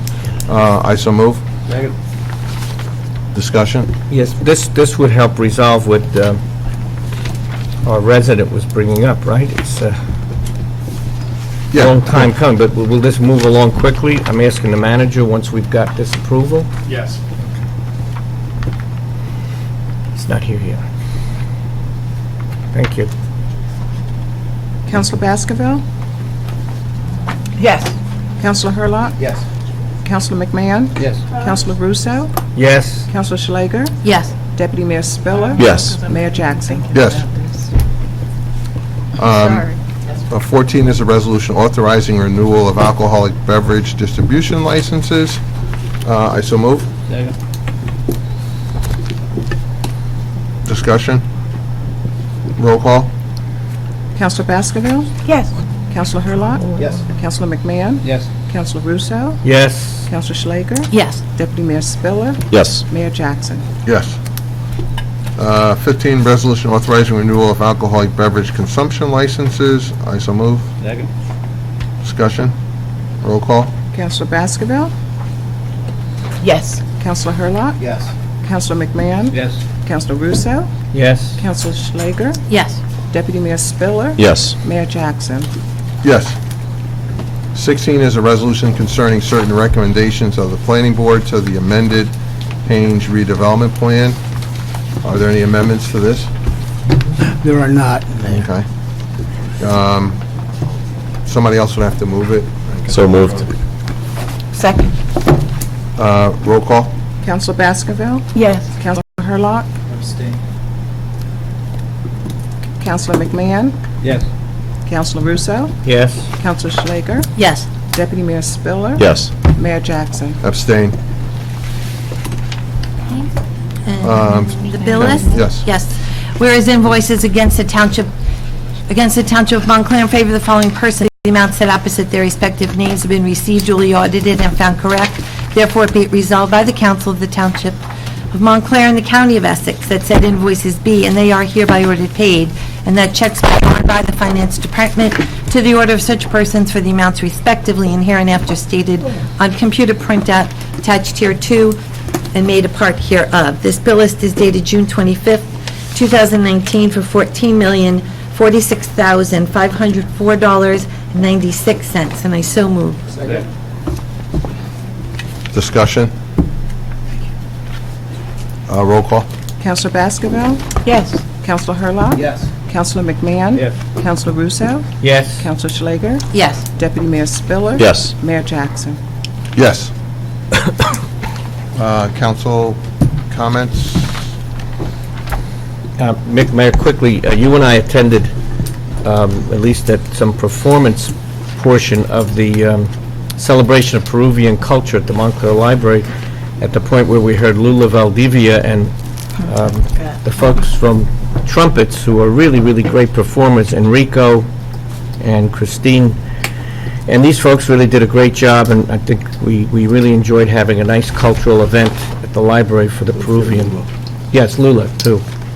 So, just wanted to point that out. It's something I just saw the other night I wanted to bring to everybody's attention. It kind of relates to what these young people came with gun advocacy, gun control advocacy. I can't take it, and Councilor, Spiller knows how I feel, and all of you do, and I think Rich had I don't know who it was in your family, Rich, who was a delegate in 1960 for President Kennedy, but there's a film on now. It's a 2-hour film called Apollo 11. I thought we saw all this Apollo stuff. I thought we saw it all, the whole moon landing and all, but you see Buzz Aldrin up close in this movie that's on CNN. So on Sunday night I watched it. I think it was just starting Sunday 9 o'clock, then it went on at 11 again. But the point that it made at the end, if you see all the Buzz Aldrin and Armstrong stuff, you have a 2-minute, maybe less than 2 minutes of President Kennedy in color, in a beautiful colorized presentation of what he said we were going to do in the next decade, and we did it in 8 years. He was unfortunately not here to see that, and he was just a dramatic presenter of a commitment that we made as a country to go to the moon, which a lot of people thought was crazy. We couldn't do it. We did it because we got everybody together. NASA was funded fully. The whole country pulled together. The faces of the people watching the rocket go up, and then those guys, for a couple of days traveling and then going on to the moon and coming back, and you see Buzz Aldrin from Montclair, taking samples, and they're on the moon and they come back, and this is just the most inspiring movie. So I ask everybody to see Apollo 11, watching Buzz Aldrin from our own town, and then watching President Kennedy, who got me to do what I am doing today because of a 12-year-old kid in Newark in school seeing President Kennedy, and then, of course, losing him. But he's not gone. And when you see that movie, you'll know what a great president we had and what the presidency is all about. Thanks, Mayor. Councilor Russo, I believe it's showing again on Saturday. It's going to keep being shown, I think, Brian, hopefully on CNN. Thank you. Oh, boy. Any other council member comments? Mr. Mayor?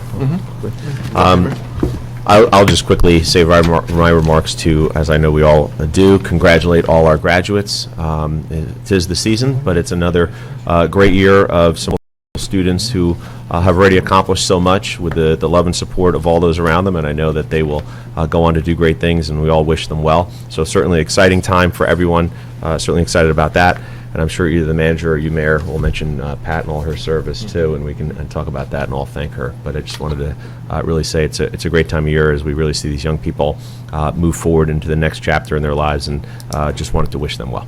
Thank you, Mayor. Thank you. Mr. Mayor, may I reserve the right to make my comments when we come out of public hearing, public session? Thank you. Any other council? No. Thank you, Mr. Mayor. Quite a lot of activity going on. I joined my colleague, Deputy Mayor Spiller, in wishing all the graduates well. We've had 4 Eagle Scouts that the mayor and I had attended a ceremony for at St. James Church 2 weeks ago. Always a great privilege to participate in those events. Last Friday, before this Friday, I was at the MNDC, Montclair Neighborhood Development Corp. We did a nice program with interviewing many of the candidates, and that was a real privilege to participate in that as well. We had yesterday, or Sunday, we were at the San Vito Society. I know the mayor and I were at that as well. They had a lovely picnic that they have every year, and it's a privilege to be a part of that group as well. So there's quite a few things going on. Looking forward to more things coming up as well, and thank you, Mr. Mayor. And congratulations to you, Counselor. Your son graduating, Ryan's graduating. Congratulations, going on to college. Congratulations to you and Allison. Great job. Thank you very much. I just wanted to comment, I don't know if everybody saw this, but USA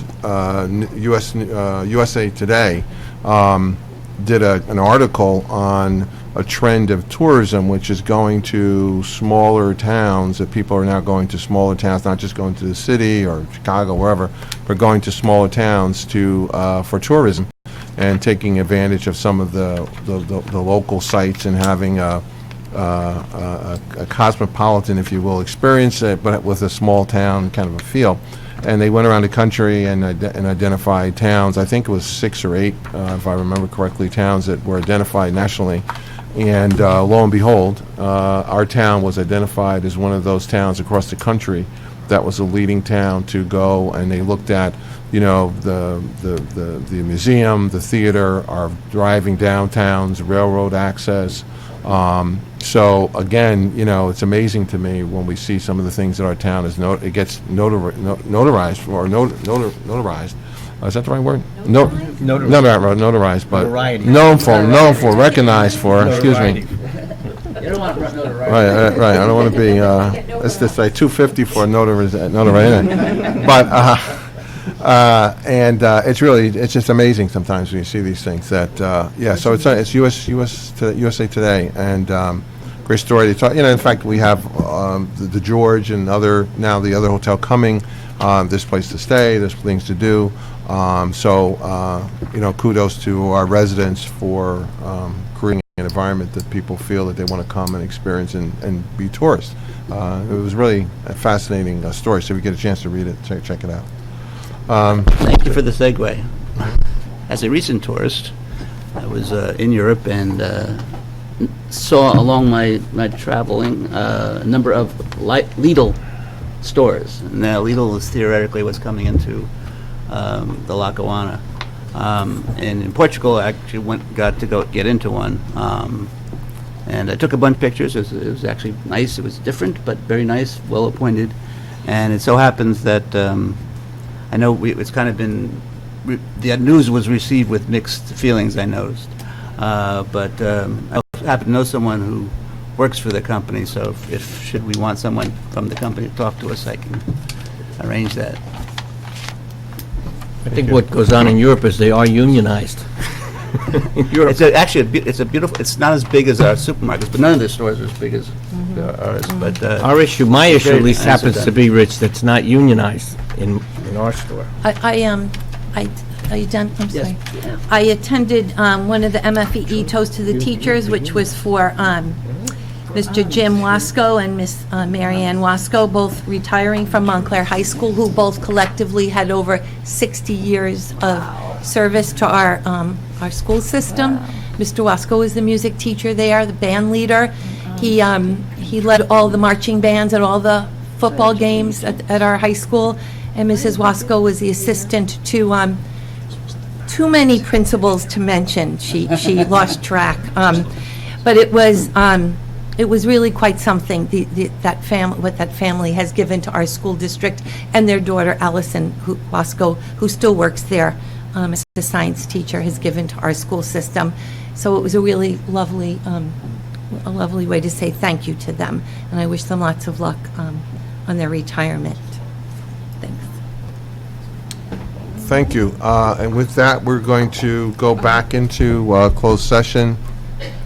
Section 8 allows us to do that.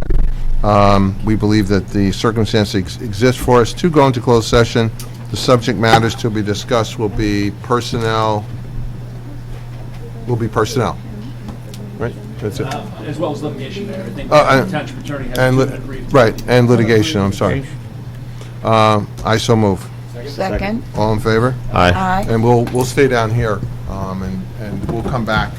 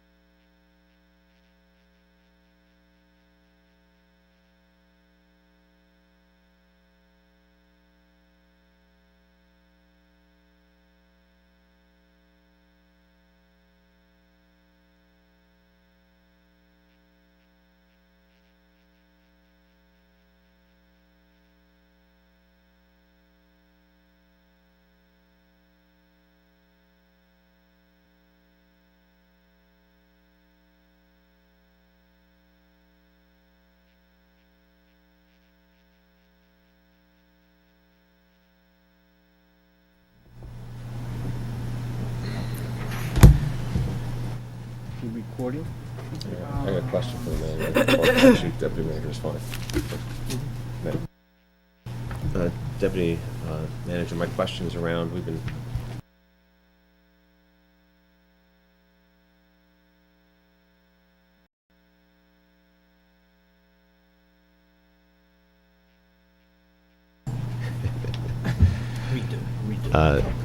yeah, right. So anyway, Deputy Manager, my question's around, I know we've been having meetings with the Public Safety Committee originally and have had conversations here.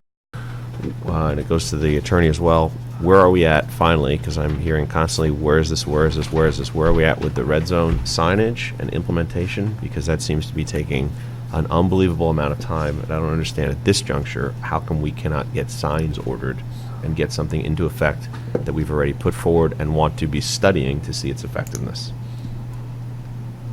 Well, I want to inquire about this. I don't know about the signs exactly. I do know that the assignment judge did sign the order. In fact, I spoke to Judge Brunson today on the phone about it. He said the courts have had the signed order, and it was just awaiting signs. That's the first time I knew that. Well, I had heard that it was signed off on as well a while ago. So my question is around, when are the signs?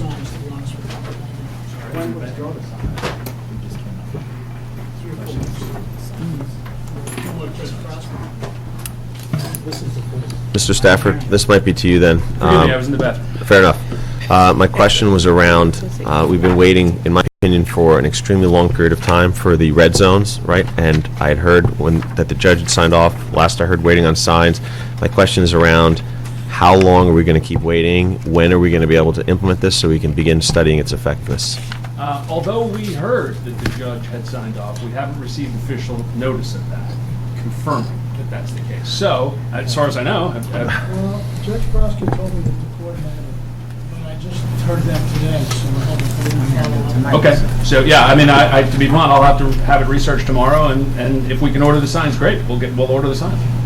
I thought the signs were ordered. We were in a meeting where Manny was speaking, saying they're waiting on signs. So, you know, I think it's a conversation where everyone needs to talk, because I keep hearing a lot of different stories around this in terms of judge not signed off, judge signed off, waiting on signs, not waiting on signs. And I'd like to know when we're finally going to move forward with this, to take a look at it. Thank you. Sure. Okay. Is there a motion on the floor for the deputy mayor? The clerk has something she wants. Oh, what? No, the clerk just- I want to, can I make an announcement? Or you want me to do it after? Wait, Okay, wait. okay. Is there a nomination for the deputy mayor position? Unbelievable. Can't hear. Oh, I'm sorry. I think you hear. Is there a nomination on the, for the deputy mayor's position? Yeah, for the purpose of discussion too, I'll move Rich McMahon. Is there a second? Second. Roll call. Counselor Baskerville? No. Counselor Hurlock? Yes. Counselor McMahon? Yes. Counselor Russo? Abstain. Counselor Schlager? No. Counselor Spiller? Yes. Mayor Jackson? Abstain.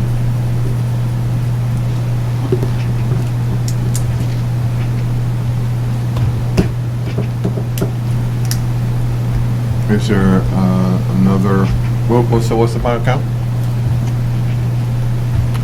Is there? What was the final count? Oh, we have two.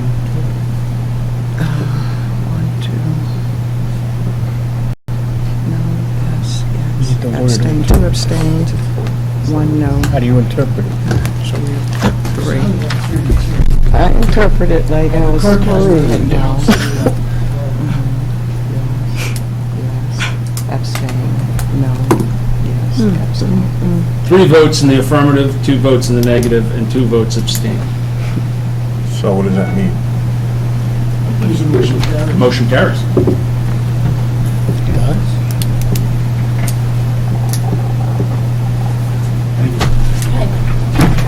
Mr. Mayor? Yes, Councilor Ashford wanted And I hope I'm going to make the statement several times. I'd just like to let my colleagues know that I am extremely hurt and disappointed that when we decided to run for office together this time, Councilman Bill Herlock, Robin Schlager, and myself agreed that we were going to rotate the deputy mayor position through the ward residents, and Councilman Herlock suggested that we go 1, 2, 3, 4. I had strong opposition to that because I figured that maybe as time went by, and it was my year to be the deputy mayor, which is this year coming up, so I certainly accepted and will carry that term as was promised to be me. And during that time also, Deputy Mayor Robert Russo agreed that he was very much supporting me for the deputy mayor position, and so I was very grateful and happy that we were able to come to an agreement. And so year one, as planned, Bill Herlock carried the title of deputy mayor, and there were no questions asked and no change. Year two, Councilwoman Schlager carried the deputy mayor term, no questions asked, and then year three, Councilman Spiller, as planned, carried the deputy mayor title, and there was never any question. So as it came close to the time for me to be the deputy mayor as promised, I met and I spoke to Councilman Bill Herlock and Robin Schlager and Robert Russo, and all of them said that they were supporting me and that they were going to stick by their word, and they were enthusiastic about it, and I was very grateful that they saw it not robbery to vote for me to be the deputy mayor as promised, and that they were upstanding people who stood by their word. And it was a good feeling to know that I'm working with people who are not just out in the community supporting Eagle Scouts and supporting other groups and holding hands and coming together in prayer and talking about goodness and truth and honor, that people really live goodness and truth and honor, and that, we had grown together in trust with one another. It was an excellent feeling. And Councilwoman Schlager, I'd like to thank you very much for upholding, your word, and for doing as you said, and for nominating me. And I really appreciate that and respect you for it. I'm a little confused by Councilman Russo, because just tonight when we were trying to figure out, what was going on with a vote that we had before, Councilman Russo assured me and the rest of us that he wanted to stick with Councilwoman Baskerville as he had promised. I mean, just tonight, this is what he said, and so I'm really a little bit surprised. I don't know what happened such that now Councilman Russo said he's going to abstain. So I don't know how to react, because I think it's fine for people to disagree and things come and go, but for people to allow me to believe for 3 years that they're supporting me for the position of deputy mayor, and leading me on and telling me as recently as tonight that they support me and that they're going to continue to stand with me in the vote for deputy mayor, then not to vote for me is very confusing. And trust driven, and I know it's a big difference. Like if somebody tells you for 3 years that they're going to support you for deputy mayor, they believe you should have that position, you've earned that position, and then explain to other people why they're going to vote for me and then not to, that's a surprise. And so I'm just a little bit concerned. I'm also very concerned about Councilman Herlock's decision not to vote for me, because he was the one that explained how this whole thing worked when we talked about it, when I said I did not want to wait to the 4th year, him having much more knowledge about, I guess, legalities or whatever, than I said, oh no, you should be it, because on the 4th you'll be the deputy mayor just before the next election. So he convinced me that that was a good position to be in. I believed him and I listened to him and I valued his input and trusted him as I did when I recently went to his office and talked to him and left believing that he said that he was going to continue to support me and stand by his word as he had given me his word many times. So I am really concerned about the character of some of the people that I work with, and I don't know how you go from here, because if people would lead you on and misrepresent and give fraudulent things and just to lead you on and on something of this matter, it's frightening to me. Because if they can do that to me, I imagine in matters of the township where it's not so personal, where you don't have to sit there and look at people and pray with them and talk to them and hug them and encourage them and motivate them when they're going through things. I imagine if their word means nothing to me, it probably means very little when it comes to matters of something like township. So I am hurt, and I am very concerned about the character of some of the people here, and I just feel like, I've been betrayed, and I don't understand it, and maybe it's not mine. I will put it in prayer and hopefully be able to move beyond it and continue to be the great person and the great leader that I am, and put the leadership of the 4th Ward and the Township of Montclair first and foremost.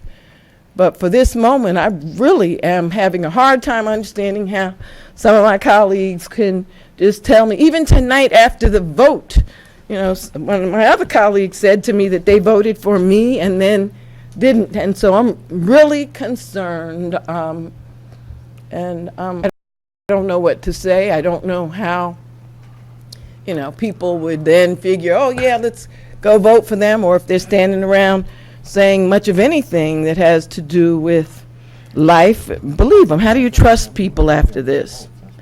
So I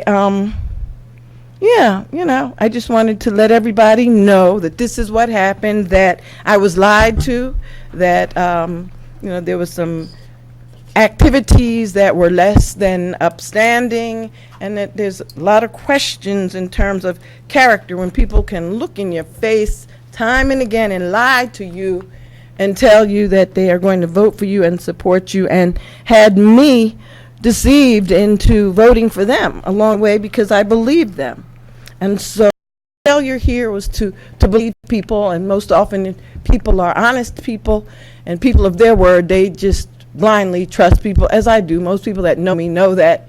I think one of my biggest weaknesses is that I do trust people, and I believe in people because I want to, and I'm sure I will continue to trust people and believe in most people. But it's going to be very, very difficult moving forward to figure this whole thing out.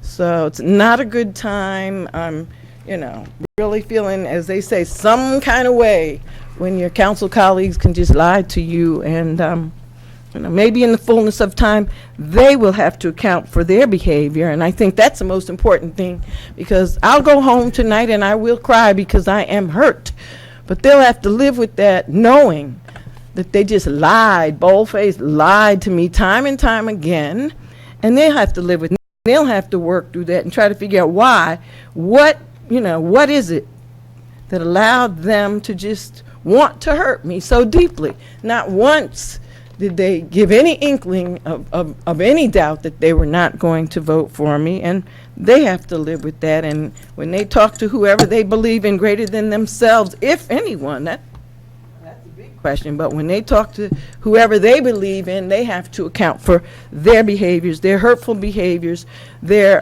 dishonest behaviors, and their intention to inflict pain on me. They've had many, many days, weeks, even before today. If there was any doubt in the minds of the people that told me they were going to vote for me, the humane thing would be to say, you know what, I changed my mind, Renee, and this is why. But not once did any of those people that said they were going to vote for me do that, and it's very hurtful. I hope many of you never have to go through that with your colleagues, and continue to be kind. And like I tell people all the time, 2019, lose the mean. There's plenty of it up here.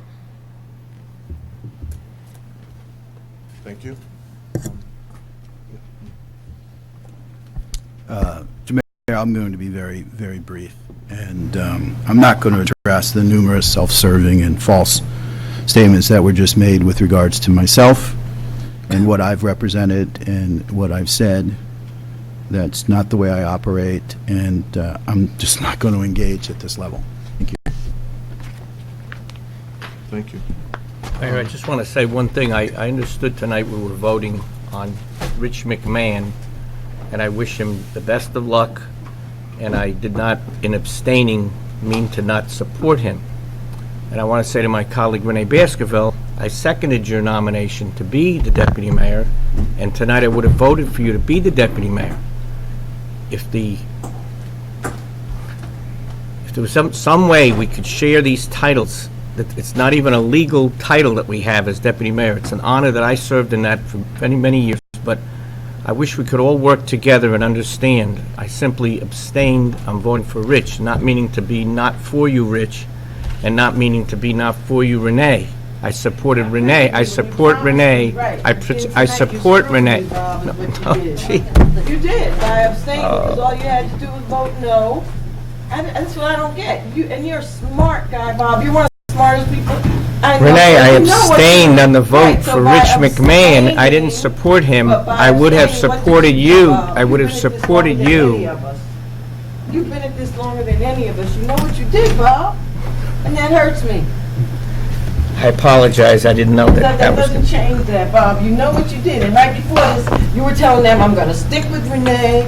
I'm going to vote for Renee because I promised her I would. And then you turned around Your and name was did not that. on the floor for a vote, and I would have voted for you. Thank you, and good night. Motion to adjourn? Incredible. I didn't.